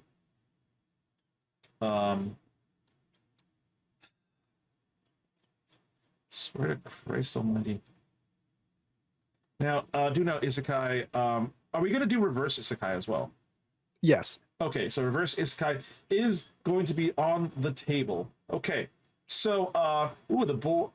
Ooh, is this what the board is for? Yes, exactly. Just mention any Isekai you have to watch. Well, first and foremost is Overlord. All right. I actually like this one. I've kept up on the seasons, and I love the whole premise of it because it's usually when you see an Isekai, oh, I'm the good guy, I'm the hero, or some variant of it or whatsoever. You don't normally see an Isekai where, like, no, I'm playing the bad guy. I am straight up playing the bad guy. Granted, I'm doing it my own way where I'm trying not to be so much of an asshole, but I'm definitely the fucking villain at this point. There's no fucking doubt about it. It's becoming more common, but when Overlord came out, it wasn't very. Yeah, it was not very common to see that. So, I heavily enjoy this. Have you seen it yourself, Anubis? I've seen a little bit of it. And the ones you've seen, yay or nay? Oh, it's very good. So I'm thinking A tier, easy A. I can't battle on that.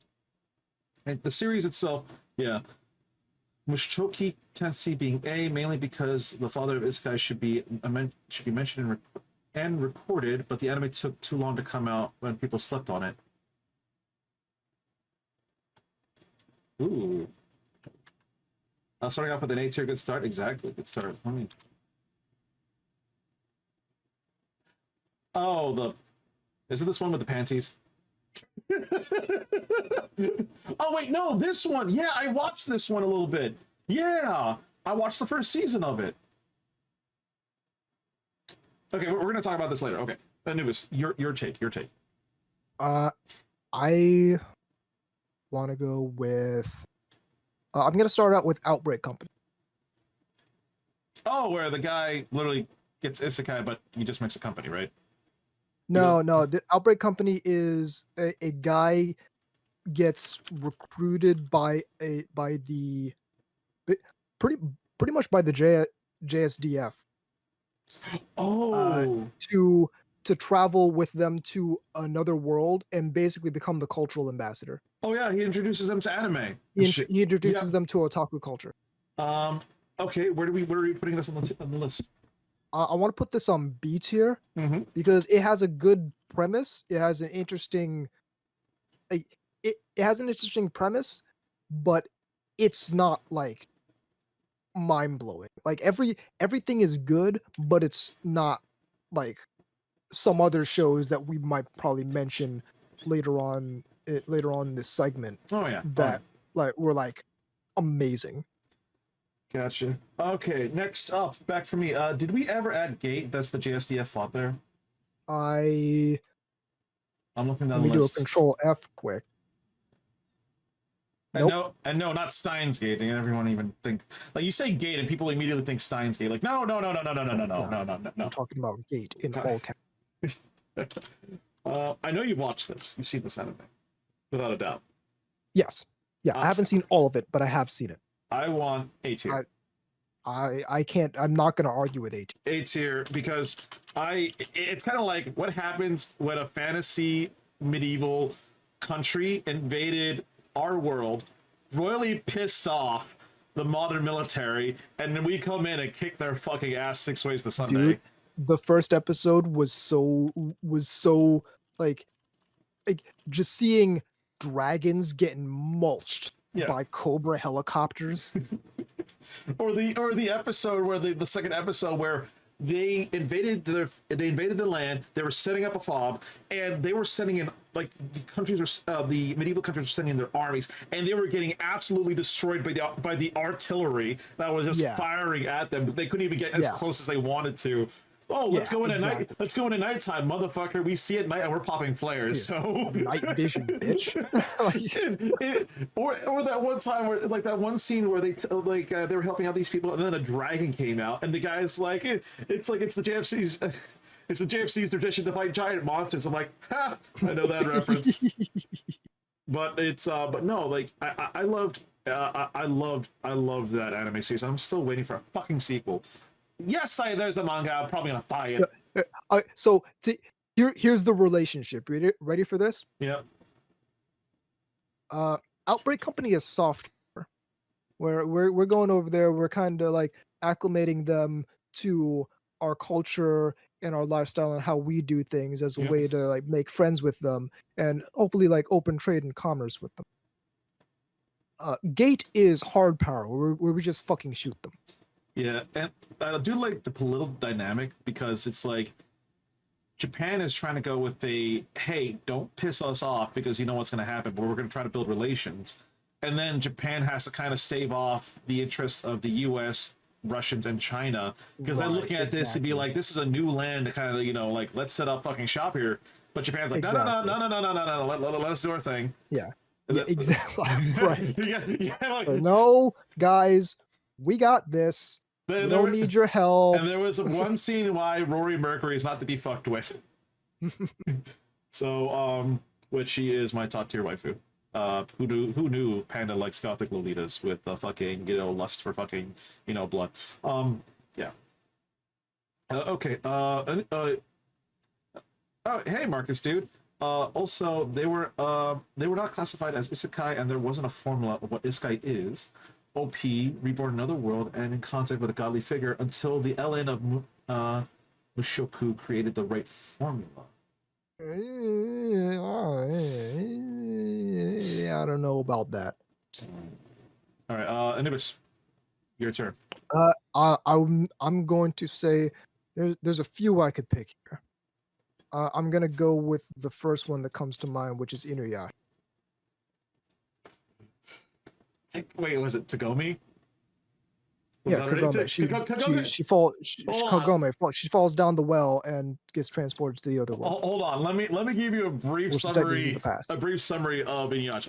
Kagome, Inuyasha, Kagome, Inuyasha, Kagome, Inuyasha. We have to find the shards. We found the shards. It's in the bowl. Wait, the fucking bowl cracked again. We gotta find the fucking shards again. I just basically summed up Inuyasha. Yeah, it's a little bit more complicated than that. It's like, Inuyasha, I have a really complicated relationship with my brother. There we go. So I'm gonna call it A tier. Despite the memes and shit, I'm gonna call it A tier. It's a I would consider a particularly unique take on the shonen fighting genre, where like you basically have a romance comedy manga with with, with Takahashi's pedigree being stuff like Ranma One Half and Urusei Yatsura doing Inuyasha, which has the same structure as a long-running shonen fighting anime, Yeah.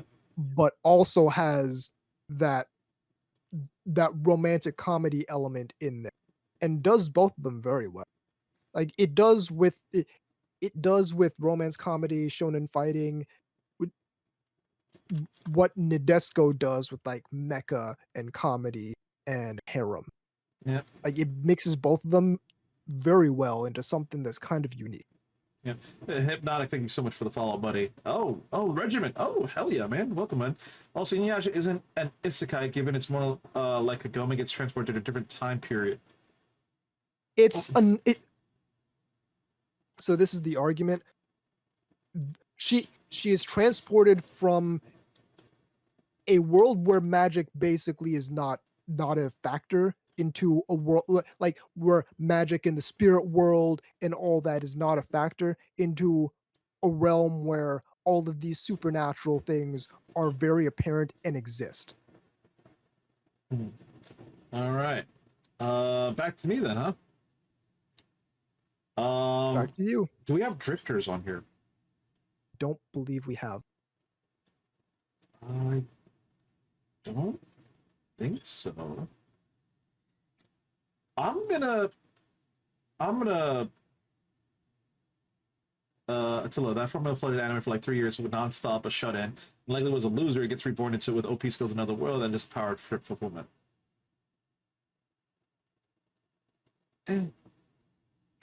Jeez. I'm gonna say Drifters is my pick. I'm gonna do it in B tier. I think it was a solid anime series, and I love the premise where it's an isekai. Definitely they get transported to another world, but there's kind of like a good versus evil thing going on, but it's like figures in history gets transported into this world. So you got two different sides. You got like, you know, iconic fucking hell. Now I forget like these fucking things. Like you got like iconic, icons in like Japanese history, and then the American history, European history, just all kind of like forming their own fucking, because it's literally like basically two sides just duking it out for control. You got like one side Joan of Arc, and she's fucking ruthless. Jesus fucking Christ. And then you had fucking Hitler, who got transported there, but he basically made an empire, being Hitler. But Right. but I do like the concept of it. It's like all these different key figures in history gets transported to this world, and these two like gods is. I don't know if gods is the appropriate term here, but they're clearly trying to duke out for control. And one of them's like just evil. The other guy is like just calm, collected. Like, you know what? I'm playing my game, fucking two here. So, calm the fuck down. I'm gonna say easy B tier, easy B. All right. On that format, if not so, Isekai goes with the plot. But Isekai stories have much published in recent years. Even Isekai stories I am currently reading do not follow that formula. Even though Isekai stories, as the host of the show, are pointing out not to follow the formula either. Oh, Yeah, chat, that's the thing is people will characterize isekai as it's definitely like the dominant genre yeah, in the medium at right now, yeah. but it did not always take the like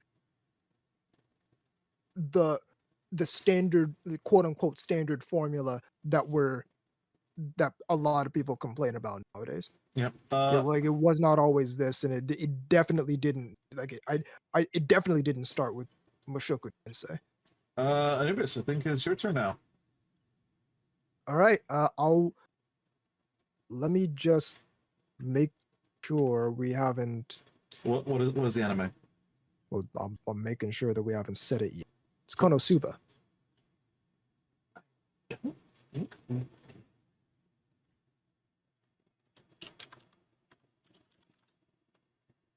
And I'm saying it's A tier. Like a complete like. Yeah. There are definitely a lot of isekai anime that have a comedy element to it. This is based just making a complete mockery of the entire genre, and it's hilarious. I do Like love... not in a way where like they hate the genre, so they're making a mockery of it. It's clear that the creator of Konosuba loves isekai, but thinks it's so silly, and so is making a complete mockery of every element of it in a way that's just so essentially a parody of isekai. Yeah, That is... yeah, pretty much. What A tier you said? A tier. I will accept it because I remember this one scene. Who was that made? The girl who loves explosions. Megumin. I love the one thing she did was basically annoy the shit out of the one guy in the fucking castle by causing so much explosion. He's like, what the fuck? Yeah. It's her one shtick, but it's a really good shtick. It's honestly, it's essentially a parody of isekai, but they did it pretty damn well. So no, that was really good remarks there. All right, I am gonna go with an oldie a little bit here. Oh. This is back in the 90s. So I kind of want to put this in A tier, but I don't know if you watched this, Anubis, and I don't think it is on the board itself. But if we're going to do this, I want to put up on the board the Vision of Escaflowne. This came out in 1996, people. So, where a high school student got transported to a fantasy world with mechs. Wait, do we have Escaflowne on here? I don't believe we do. How the fuck do we not have it on? How the fuck do we not have it on here? I want to say A tier for this, the Vision of Escaflowne. I won't argue with that. Because I haven't seen it myself, but I've heard basically nothing but good. The mech fights were amazing. Story was good. The soundtrack I fucking loved. Even the movie itself that they did, a standalone movie, fucking loved every second of it. Mm-hmm. So, doesn't this completely take place in the moon in the same? It's technically the same universe. Technically, like it's like it's all. It's like I was mistaken to think that we could get through this segment without having a nitpicky argument about what is and isn't isekai. Like I thought we could do it, but evidently we're not doing it. It's an alternate. It's an alternate. You know, it's an alternate world dimension. There we go. She's in a different dimension. That's like saying, yeah. If one of the characters from Slayers got transported into Lost Universe, you'd be saying that's not an isekai, since since both of those things technically take place in the same universe. Like the issue is we're taking this character. It's a fish out of water story. We're taking this character and we're throwing them into a wild situation that they're not prepared for and don't know how to navigate. Yeah. But yeah, Vision of Escaflowne, highly recommend it. And this came out in 1996. And this funny story was it was on fucking TV on fucking Fox 4 Kids. Let that settle in. Fox 4 Kids, a kids segment Saturday morning at the Vision of Escaflowne. I rest my case. And Mushoku Tensei. I mean, if you're talking about the Mushoku Tensei jobless reincarnation, hold on, I got you, buddy. Continue. So now we're reaching the point where I'm gonna have to start thinking, because I know I've definitely seen more isekai. I'm not necessarily remembering them right off the bat. Well, if you need help, I could just throw stuff out there. Just start throwing titles out there, because until I remember something, it's gonna have to move through some stuff. Wait 1 goddamn second. No Game No Life. We did not have No Game No Life on there. It's not on the list. I'm not seeing it anywhere on the list. Where are we putting it on the list? A tier, obviously. Yes, of course. Okay, No Game No Life. Which we're still waiting for a second season. God damn it. Still waiting for a second season. But just masterfully done. Excellent execution on everything. Madhouse hits it out of the park again. Yep. Wasn't necessarily expecting them to do an anime like No Game No Life, but the visuals are like you really do get the feeling like you're in another world just off of the visual presentation. Attila posted Wizard of Oz. I mean, yeah, that is an isekai. Yes. Yeah, that is an isekai. Yeah, that definitely is an isekai. Okay. It's called, in the West, we call it Portal Fantasy. It's Wizard of Oz. It's Chronicles of Narnia. We're taking the Stargate SG-1. Stargate. We're taking these characters. It definitely slide. We're taking these characters and we're throwing them into another. That, like, we call it Portal Fantasy. The Japanese call it Isekai. It's a fish out of water story. Yep. All right. Okay, I'm gonna be putting something in the list here. I don't think we have this on the list. Sliders. I don't think I've ever heard of this. Wow. I mean, it's a 90s. It's an old show. It's an old 90s sci-fi show. I actually liked it, but the later seasons kind of got a little weird, especially the last one. They were clearly running out of ideas. Uh, the next one is, I don't see it on here. The Rise of the Shield Hero. Don't believe we have Shield Hero. I love this anime a lot, especially when it's basically an isekai where, hey, three people from Japan gets transported to the fantasy world, but our protagonist gets royally screwed over when the princess accuses him of sexual assault, and now because of that, he has like this stigma and this like, hey, we really should have killed you, but because you're one of our hero, and and you got the shittiest weapon, the shield, you kind of need you at the same time, but we're not going to treat you fairly. So this this motherfucker has to rise up and prove himself, like, hey, I didn't do that, it wasn't me, and just literally prove that, hey, I really am, hey, I really am innocent, and I'm here to save your fucking ass at the same time. But no, they yes, right, clear A tier, clear A tier. It's kind of like you're rooting for the hero to get his fucking what he deserved. And I love it because a lot of people were bitching about this anime in particular because of the themes and topics of People were bitching about this anime for the entire anime season. Yeah, Like they watched this anime while bitching, which yeah, is wild. yeah. They wanted this anime to fail because of the themes of sexual assault and stuff like that. But at the same time, this anime was doing so good that they just kept moving forward. So, I mean, I enjoyed the shit out of it. I loved every second of it. It's a really good story. So, Anubis, you. Now you're gonna have to start throwing out titles. Moogle pointed out some stuff. We got Tanya the Evil. Oh, Saga of Tanya the Evil. I'm sorry. Right. You ever watched that? Haven't watched it. No, I haven't watched that. ReZero, Eminence and Shadows. How a realist hero rebuilt the kingdom. Ooh, that's a good. That's what I've started reading the light novel, but I haven't watched the anime.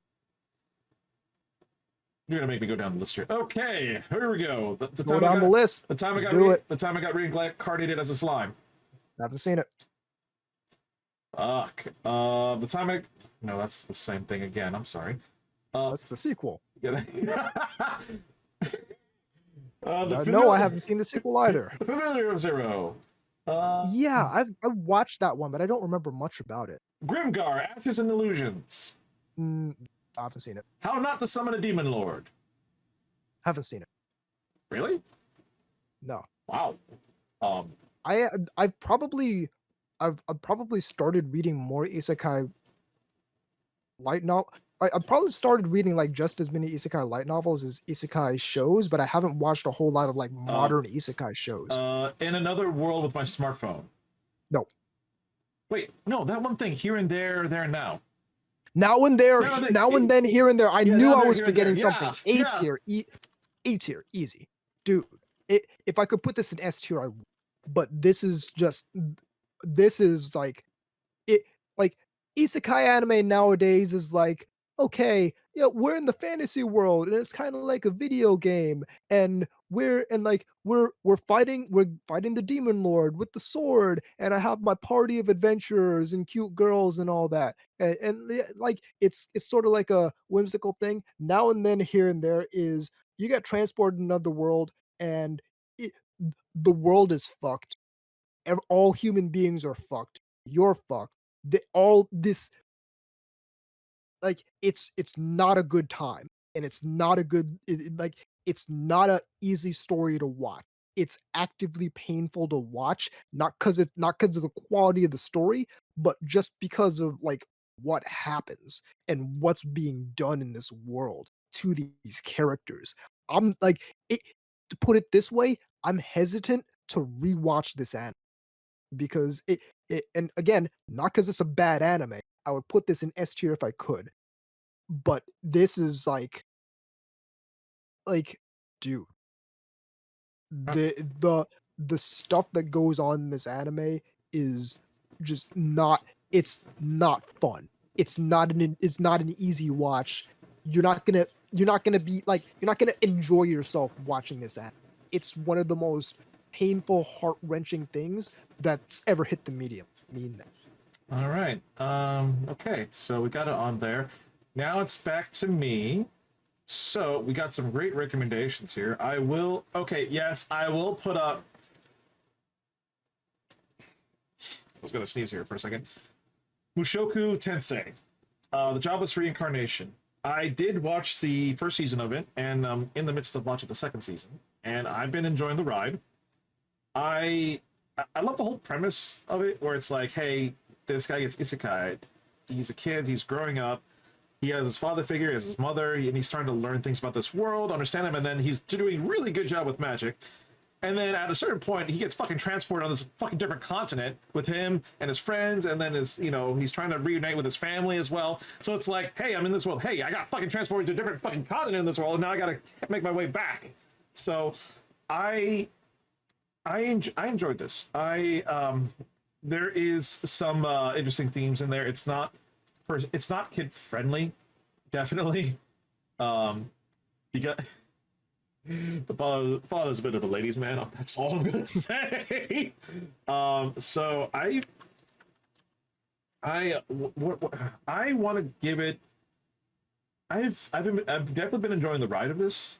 He still has trauma from the Japan days that affected him through this. Yeah, it is still prevalent. You're right. It does get brought up.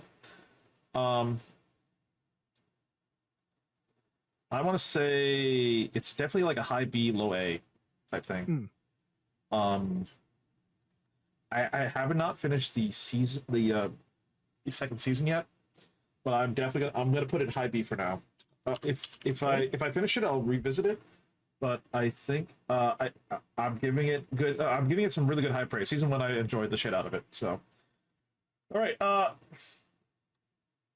When I finish the other season, I will revisit. I'll revisit it. So that's what I said. Like, I'm giving it high B, low A, but I'm leaning towards.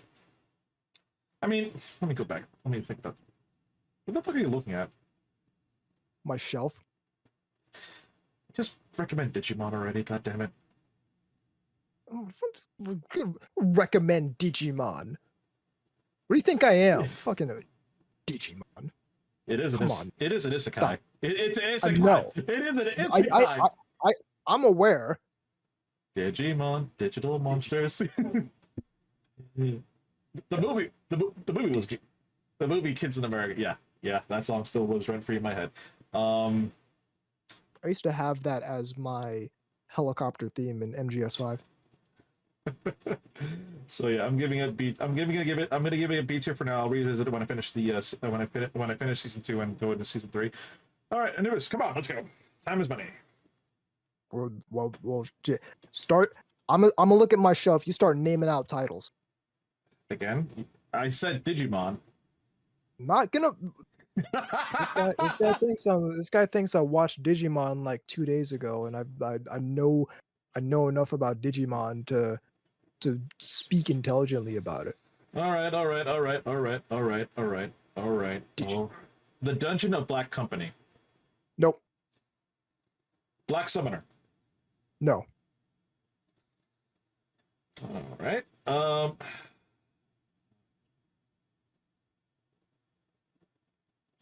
Parallel. We really must be going down the list. Parallel World Pharmacy. Okay, hang on. I might stretch the definition of isekai with this one. I don't know. Jesus Christ. We're gonna see how many people have watched this series.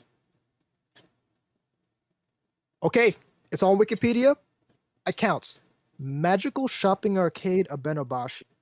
What? Magical Shopping Arcade Abenobashi. This is one of those like also ran co-pro like Gainax shows. This was Gainax? Yeah, man. So the premise is like these two kids live in this like shopping community, shopping arcade. All right. So it's the neighborhood, and they know all the other vendors and stuff. And like it's kind of falling on hard times, getting closed down. Okay. And then basically the entire plot, the whole contrivance is that now they're tr- they find themselves in different worlds each episode. So one episode is like the Oh, fantasy world, one episode is the mecha, one episode is like the dating sim, one episode is like film noir, and they keep slipping through these worlds, but it's all within the same shopping arcade. so They're you they're make in it the sound shopping arcade, but it's like a prehistoric world in this episode. you make it sound like sliders almost. It's kind of like Sliders, yeah. Like Except we're trying to find the it's way not home, like basically. it's not that they're sliding into different distinct worlds. It's all within the same shopping arcade, but this one is like the World War II version of the fantasy the shopping arcade. This one's the sword and sorcery version of the shopping arcade. Where are we putting it? Um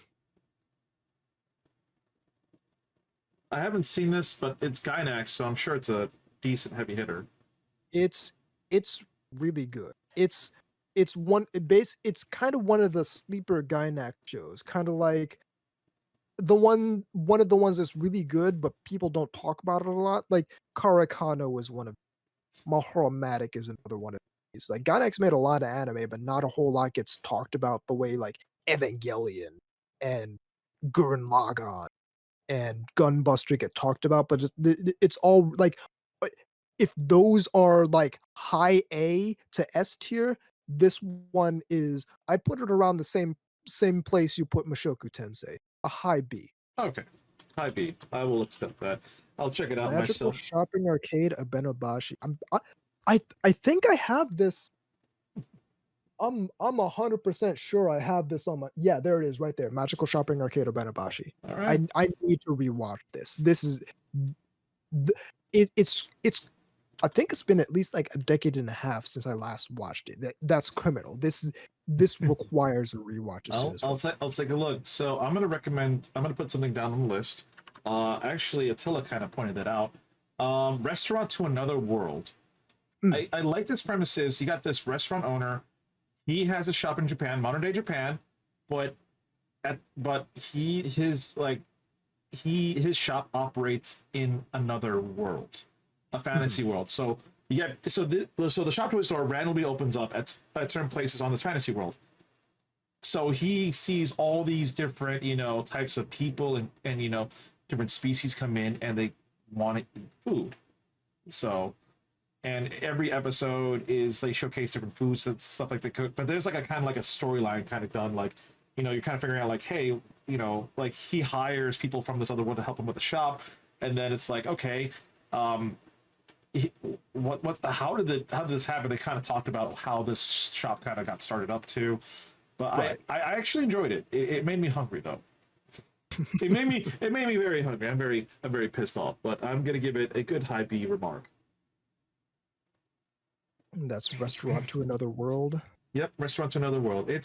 I like the concept of it. It's like this guy's operating a restaurant, but he operates it. It's in Japan, but the doorways open up from a fantasy world that they visit at at a certain time. Mhm. So you get like the commoners to like different to like knights and stuff like that. Like they all just go in there to enjoy the food.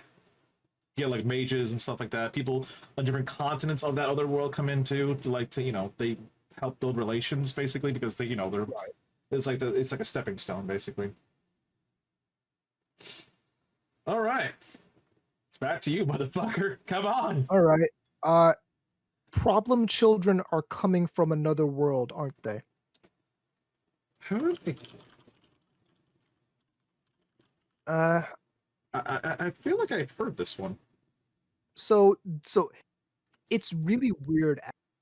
This came out like a year before No Game No Life, and they both have more or less the same the like kind of prodigy kids get transported to another world where everything is determined by the outcome of games.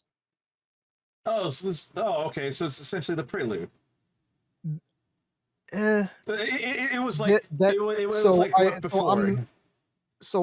I'm gonna put this at C tier Okay. because this is like it's certainly watchable, but if the premise intrigues you, you're better off watching No Game. Gotcha. So it's like this is like mom, can we It, go get mom? it's like It's like the it's yeah McDonald's saying like mom, can we it's go get we have McDonald's? You know, no, we yeah have it at home. it's we have no game no life. This is Yeah. No Game No Life. All right. And they're like, not if No Game No Life didn't exist, this would probably be a B tier. Yep. But if the premise of this one intrigues you, watch No Game No Life first, and then see if you're like desperately desiring a not quite as well done version of So okay, and people are putting recommendations in here, and we're gonna do more than 5 here because some of the it. We've recommendations already is gone just past 5. we've already gone past. So some of the recommendations is justified, and I've been like putting out some pretty decently good heavy hitters too. So it's like dot hack. Oof. Ooh, I know. Well, Well, this is which dot hack? dot hack sign. Okay, I believe that's the one that started it all. it's I think if it's not the first one that came out, it's the first one. It's definitely the first one that came out in the U.S. Yeah, so I want to say dot hack sign. Short-term memory is bullshit. um, like, please believe I am trying. I am trying. So, okay, so it was funny because we played the video game, and it's funny because it's like the video game makes you think you're in an MMO world. It's a single player game, but like I do like the fact that it's like, hey, I'm in this world, but I'm stuck. I can't log out. I don't know who the fuck I am. I can't log out. I can't go home, basically. So I'm just essentially stuck in this world. I like that unique approach. It's kind of like it was there. It was like it's like Sword Art Online, but it came before Sword Art Online. You know. Right, exactly. So um, let's see. Does it have to be dot hack or slash in front? It might be. Um, I remember watching it, and it was kind of like the big mystery. Like we don't know who this main character looks like at all. Right. And then we finally got to see the main character what they look like. I want to say,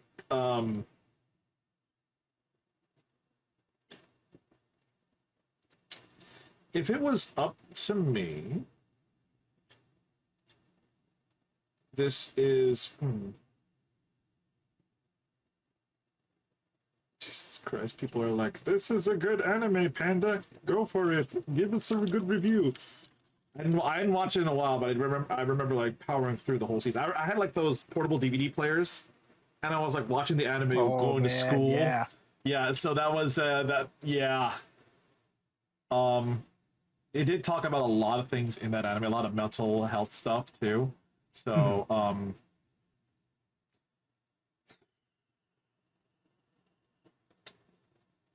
yeah, I think a high B would probably be a really good place to put it because I'm kind Really?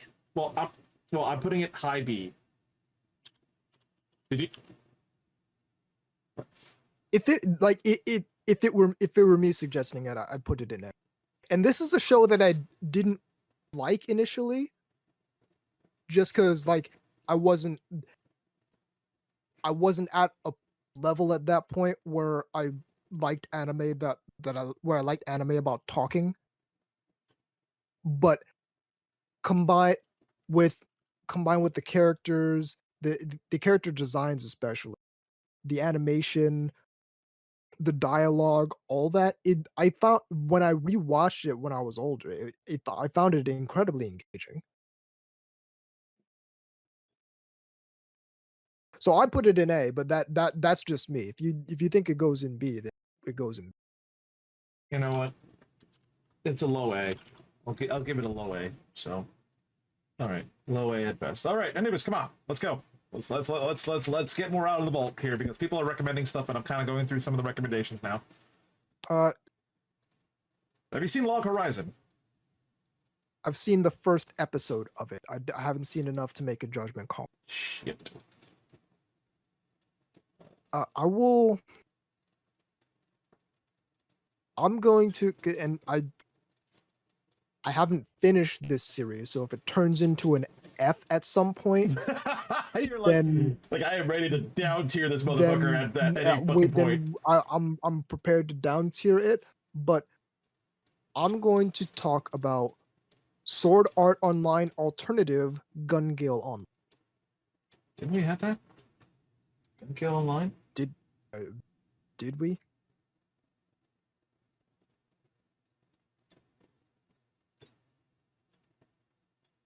I'm not seeing Gun Gale anywhere in this Excel spreadsheet. All right, where are we at? I'm gonna give it a B. Acceptable. So it's, and to be fair, personal preference.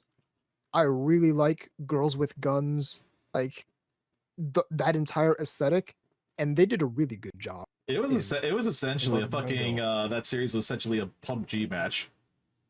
Yeah. And I love it. I love it every second of the way. So I do think a good high B is a good remark for it. You know what?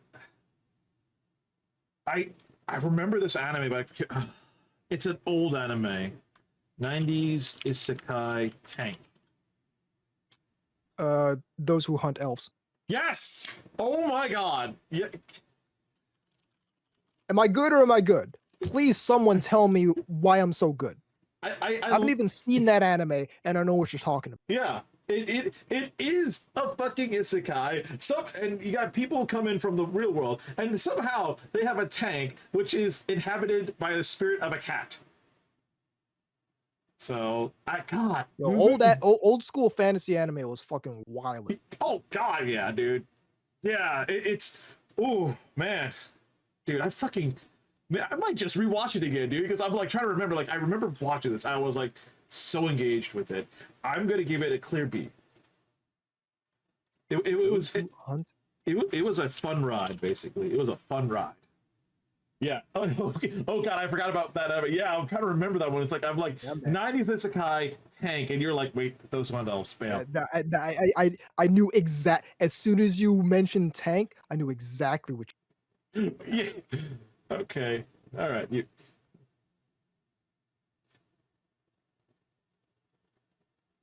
I'm gonna have to figure something because I 100% definitely am running out of options. I can make a recommendation for you. Keep them coming. Log Horizon. I've watched one episode of Log Horizon. I'm not gonna sit here and make a judgment call on where Log Horizon belongs after one episode. That's insane.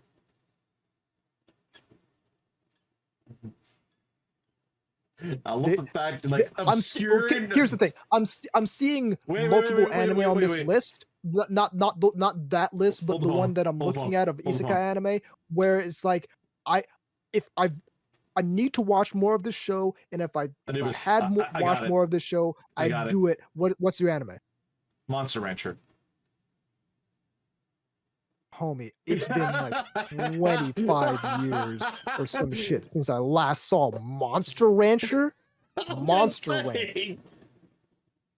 Fucking big eye yellow dude with the one tail and the evil moo and shit. Yes, I remember like some details from Monster, but I've not seen hide nor hair of. I think the last time I saw Monster Rancher was that I saw like the PlayStation game in the store at some point.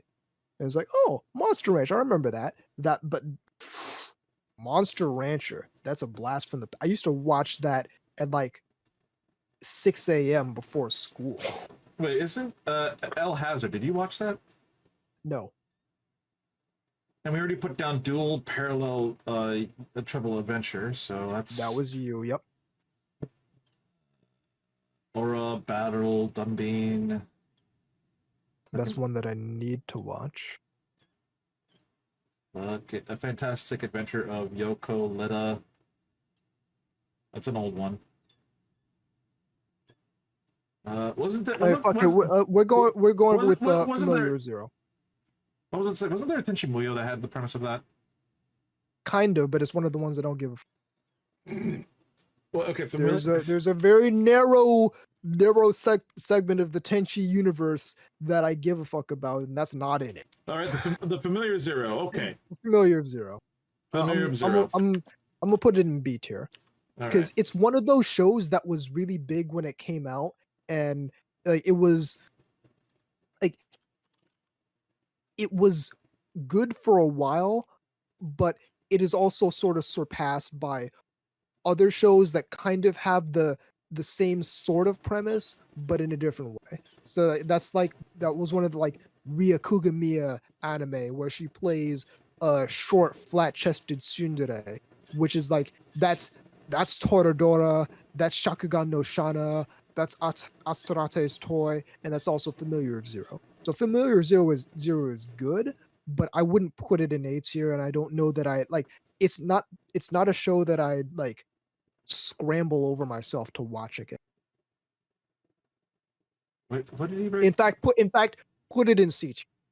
Uh, okay, so the chat's going a little crazy here with recommendations, which I fucking love. Thank you, chat. They did Isekai Quartet. Oh, it's the fucking everyone on the fucking. Yeah. Everyone gets together. I mean, yeah, isn't it? Yeah, that kind of is an Isekai. That is a.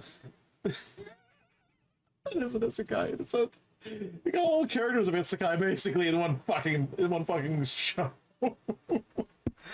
I mean, I haven't seen it, much of it, so I can't. I know exactly what you're talking about. I know exactly what the fuck you're talking about. But you know what? Fuck it. I'm going to know Digimon. Okay. Yeah, please. So you four, suggest so Digimon four, because so I'm not four doing it. kids had Pokemon.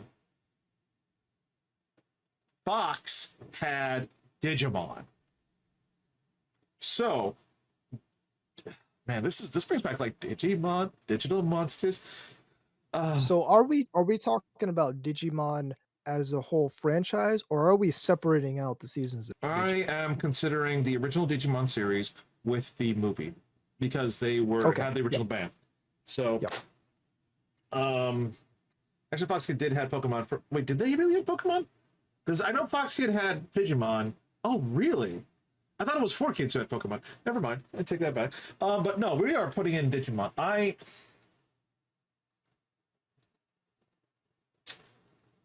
I'm thinking high B, definitely. High B. I won't argue with High B. Yeah. So we'll do Digimon first season plus movie. And that back then it was like what, 24 episodes, I believe, right? Guys, SAO count as Isekai. Yeah, the SAO does. Yes. Yeah, it is an Isekai. Yeah, we're counting it. Counting SAO as an Isekai. If SAO alternative is an Isekai, we'll count SAO Isekai. All right. Did you watch SAO? No. I watched SAO alternative, but I did not watch SAO. I watched the first season of The it. moment they did the spin-off with guns, that's when I'm interested in. Yeah, like I did the first season only, and that's it, because I heard the second season kind of got dumb. I actually do want to watch SAO at some point, but I'm in no particular hurry to. Like, I'm not opposed to watching SAO. I'll watch anything once, but I'm not like, you know, I'm not scrambling over myself to watch it like I'm gonna be scrambling over myself to watch Magical Shopping Arcade or Benabashi once we're done. Why am I not surprised Anubis would be interested in SAO with the moment they brought in guns?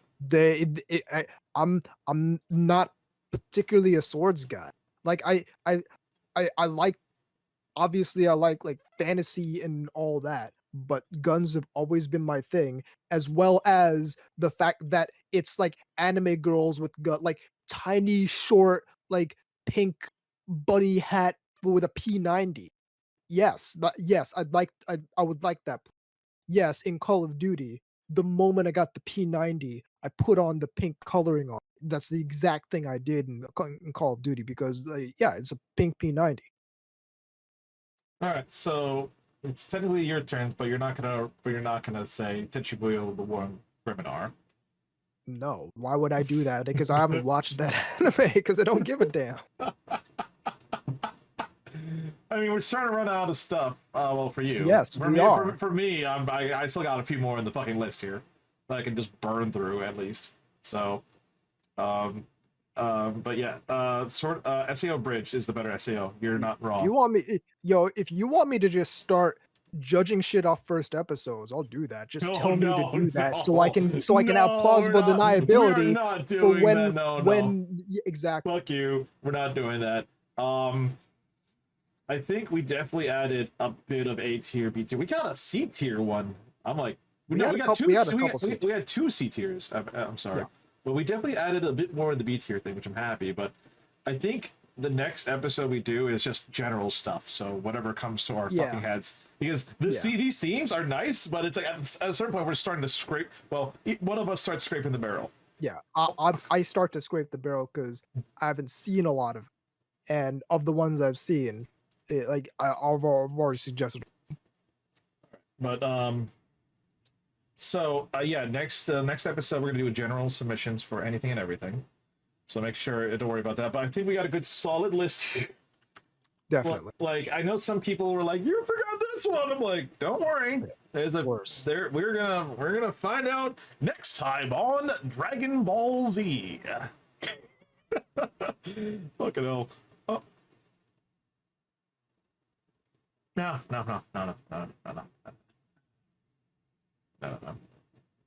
If you do not mind suggestion, I was thinking you could do a tier list on battle anime.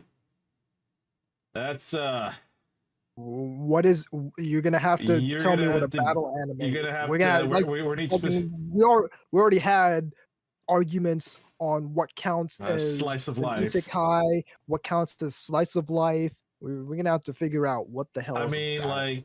like stuff Any like anime that has battling in it, or is that like we talking we stuff have, like we have to figure that out. we're talking like Naruto, Bleach, and all that dang stuff. Yeah, are we talking about specifically shonen fighting anime as a genre, or is that just any anime that has Are we battling? talking about like Metabots with a fucking Yeah, with dude, a fucking, Metabot. with a Yeah, fucking referee comes yeah, out of man. nowhere and he's like, "Let's get it on." I'm like, yeah.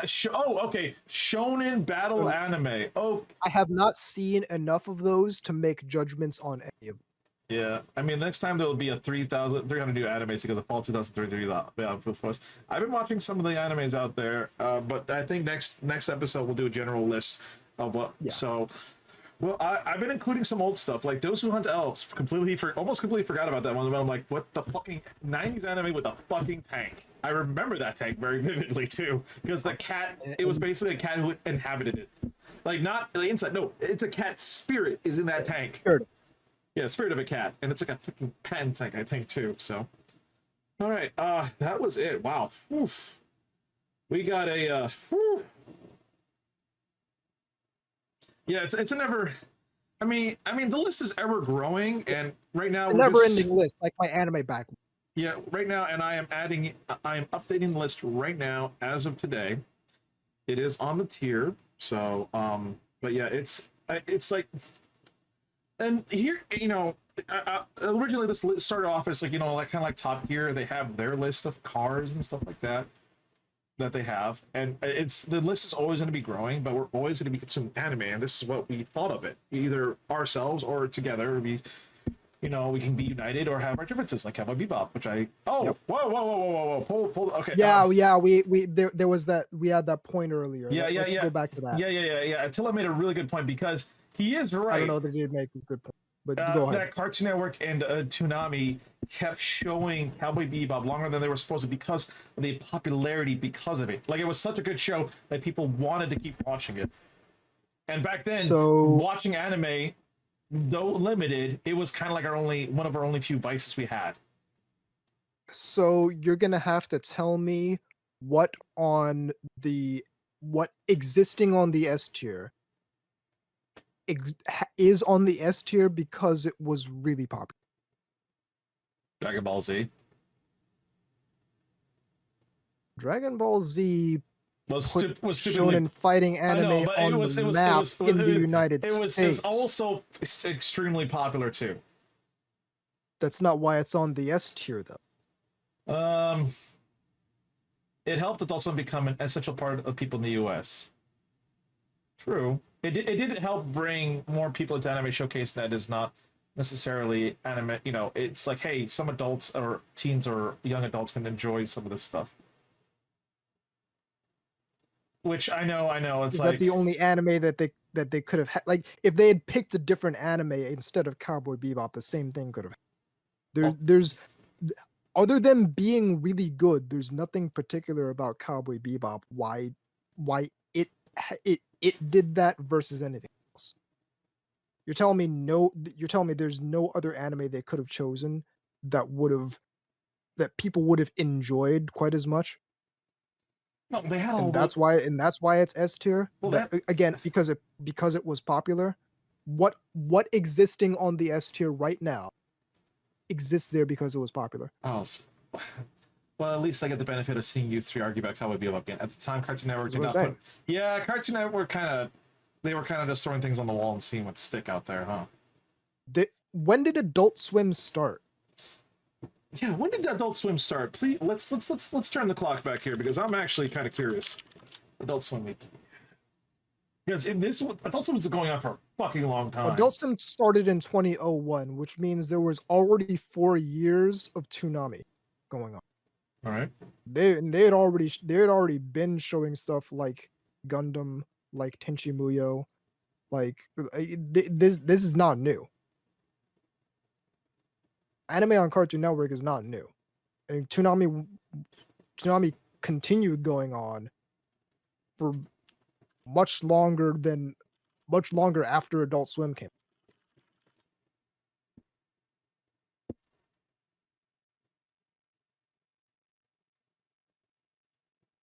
Let's see. And it's allowing more unfiltered.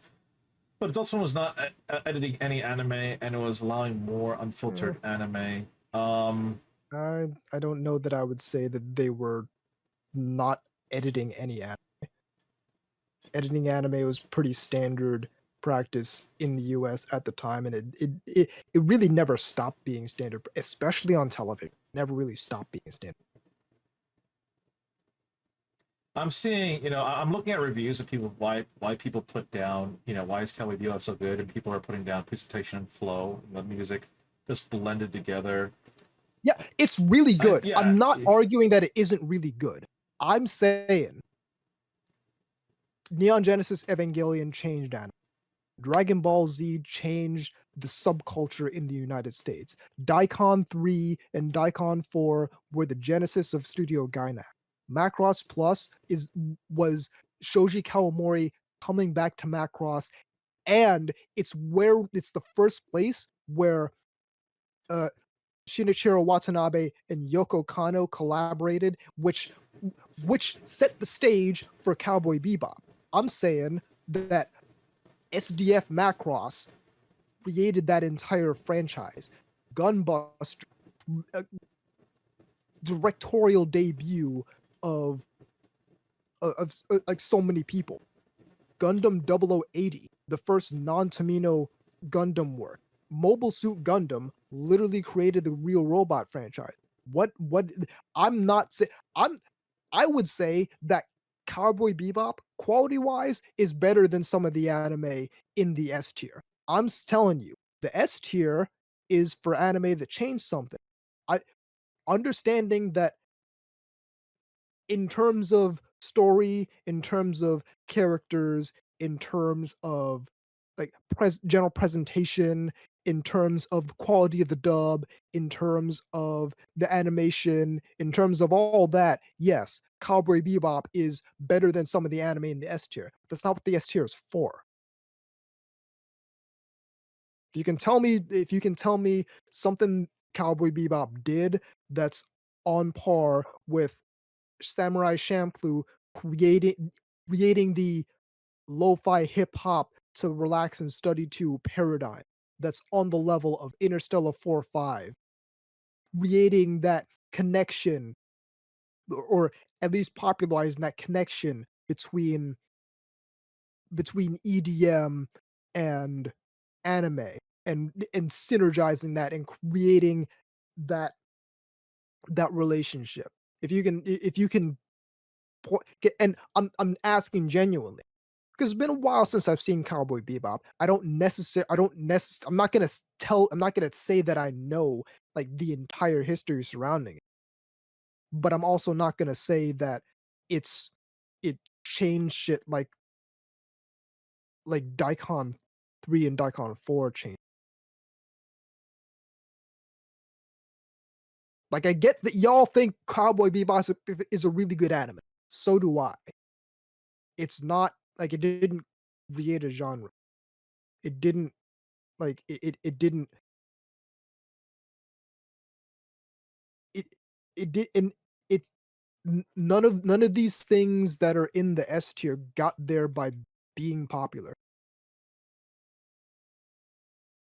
That's why I was trying the adult swim manga because in the US it was essential for a cultural springboard. Like I get it, like yeah, like back then we didn't have a lot of avenues for consuming anime. So literally what we like back then it was very limited. Right now we got all sorts of variety going on here. It's like holy fucking shit. This is fucking crazy. Like back then we were like it was so hard to acquire, but we had like an absolute like a fucking it aimed for it aimed for the moon, but we reached a different fucking galaxy at this point because of how well like the anime was, especially the character development. Like fucking love Spike Spiegel, but my god, like okay, I love the series a lot. I love the characters a lot and how they develop over time. Like the character development in this fucking amazing because we got to see the backstory, we got to see the development of these characters, and we got to see Spike's like because we never explicitly saw Spike Spiegel's like it was always teased or mentioned. We never like we got like a little bit of like a teaser or a flashback of what his past was like, but we never got the full picture, which I fucking love. It add that air of mystery to it. But my god, it was like the anime that blended in so much to make it so fucking perfect. It was like lightning in a fucking bottle. Certainly. And God, why? Which I understand. Like why again? What? Like I know that the anime is universally praised as being one of the best out there. Yes. Universally and praised. I don't disagree. And believe me, folks, we're trying really fucking hard and desperate to get into the S tier here. So, and I. What value is Cowboy Bebop being an S tier to you? Being one of the best anime. Like if I were to choose top, that's not what the we've established. Are we gonna change what the S tier is for? I know. We've established multiple times on this podcast that the S tier is for shit that changed the game legitimately. Yeah. And it was good doing it too. Listen, if Macross Plus wasn't around and Cowboy Bebop was the first like Shinichiro Watanabe Yoko Kanno collaboration, I'd be 100% with you. Because that's a significant paradigm. Because anytime you see Watanabe and Yoko Kanno collaborate, it's like you're gonna get a it's like anything they touch is like it just anything they touch turns to gold. Yeah, anything. You two constantly trying to convince. But like I'm listen. Mobile Suit Gundam 8th MS Team is my favorite Gundam one of all time, of all of them. And Thunderbolt's up there. 0080's up there. 0083 is up there. 8th MS Team is the best one. And it's an A tier. I'm fine with that. Zoid's Chaotic Century, there's a whole bunch of my favorite anime is in the A tier. It belongs there. It doesn't belong in S tier. Well, Marcus says Wing is better. Like that's the thing about it. It's like it's all subjective. Like people will like things more than others. People will say Wing is better. I don't think they're correct, but they're perfectly entitled to their incorrect opinion that Wing is better than 8th MS. I feel like I like Wing. Yeah, I don't dislike Wing. We all like Wing.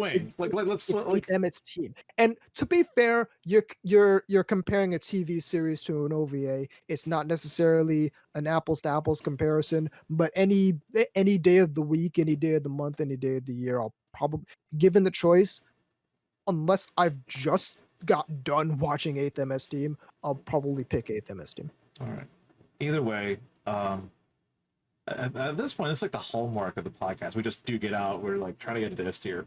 It's like one of those things. Y'all pull out every single technicality you can think of to try and convince me that Cowboy Bebop was like if we get game changer. All right. We got to do something here. If we have to do something. If we get Cowboy Bebop to S tier, what would we do? What is this special like a celebration or landmark like?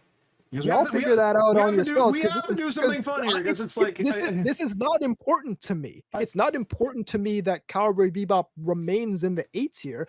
I'm just trying to maintain the integrity of our list. Yeah, and like again, I do like the fact that the S tier, not only were they really good anime, but they changed something that sent waves in the fucking industry and the community that is still felt to this day. Which it created ripples that still affect the industry to this day. Now, I will agree that Adult Swim is an important cultural institution. Oh God, yeah. I don't know that if Cowboy Bebop didn't exist, I don't know that another whatever anime came in to replace that in its time slot would not have done the same. All right. I'm not comfortable putting Cowboy Bebop in the S tier on a technicality that basically boils down to it was very popular. So a lot of these anime. All right. Code Geass was very. Oh yeah. All right, that's gonna be it for today here, folks. Woo! Cowboy Bebop remains in A tier where it belongs. And we haven't even talked about fucking Naruto Shippuden, Bleach, or fucking no. This is kind of you're talking about this shit like I can speak to any of it. The only shonen fighting. No, I watched like five episodes. Okay. So I was into it for a little bit. I'm not gonna pass judgment because I only watched a little bit of it. Wait, what shonen fighting thing were you into then? Inuyasha. It's the only one.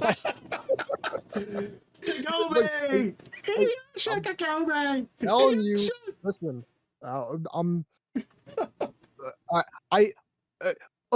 it's not entirely accurate. Well, it is accurate, but the one that I have, like, I can't even say I've had experience with.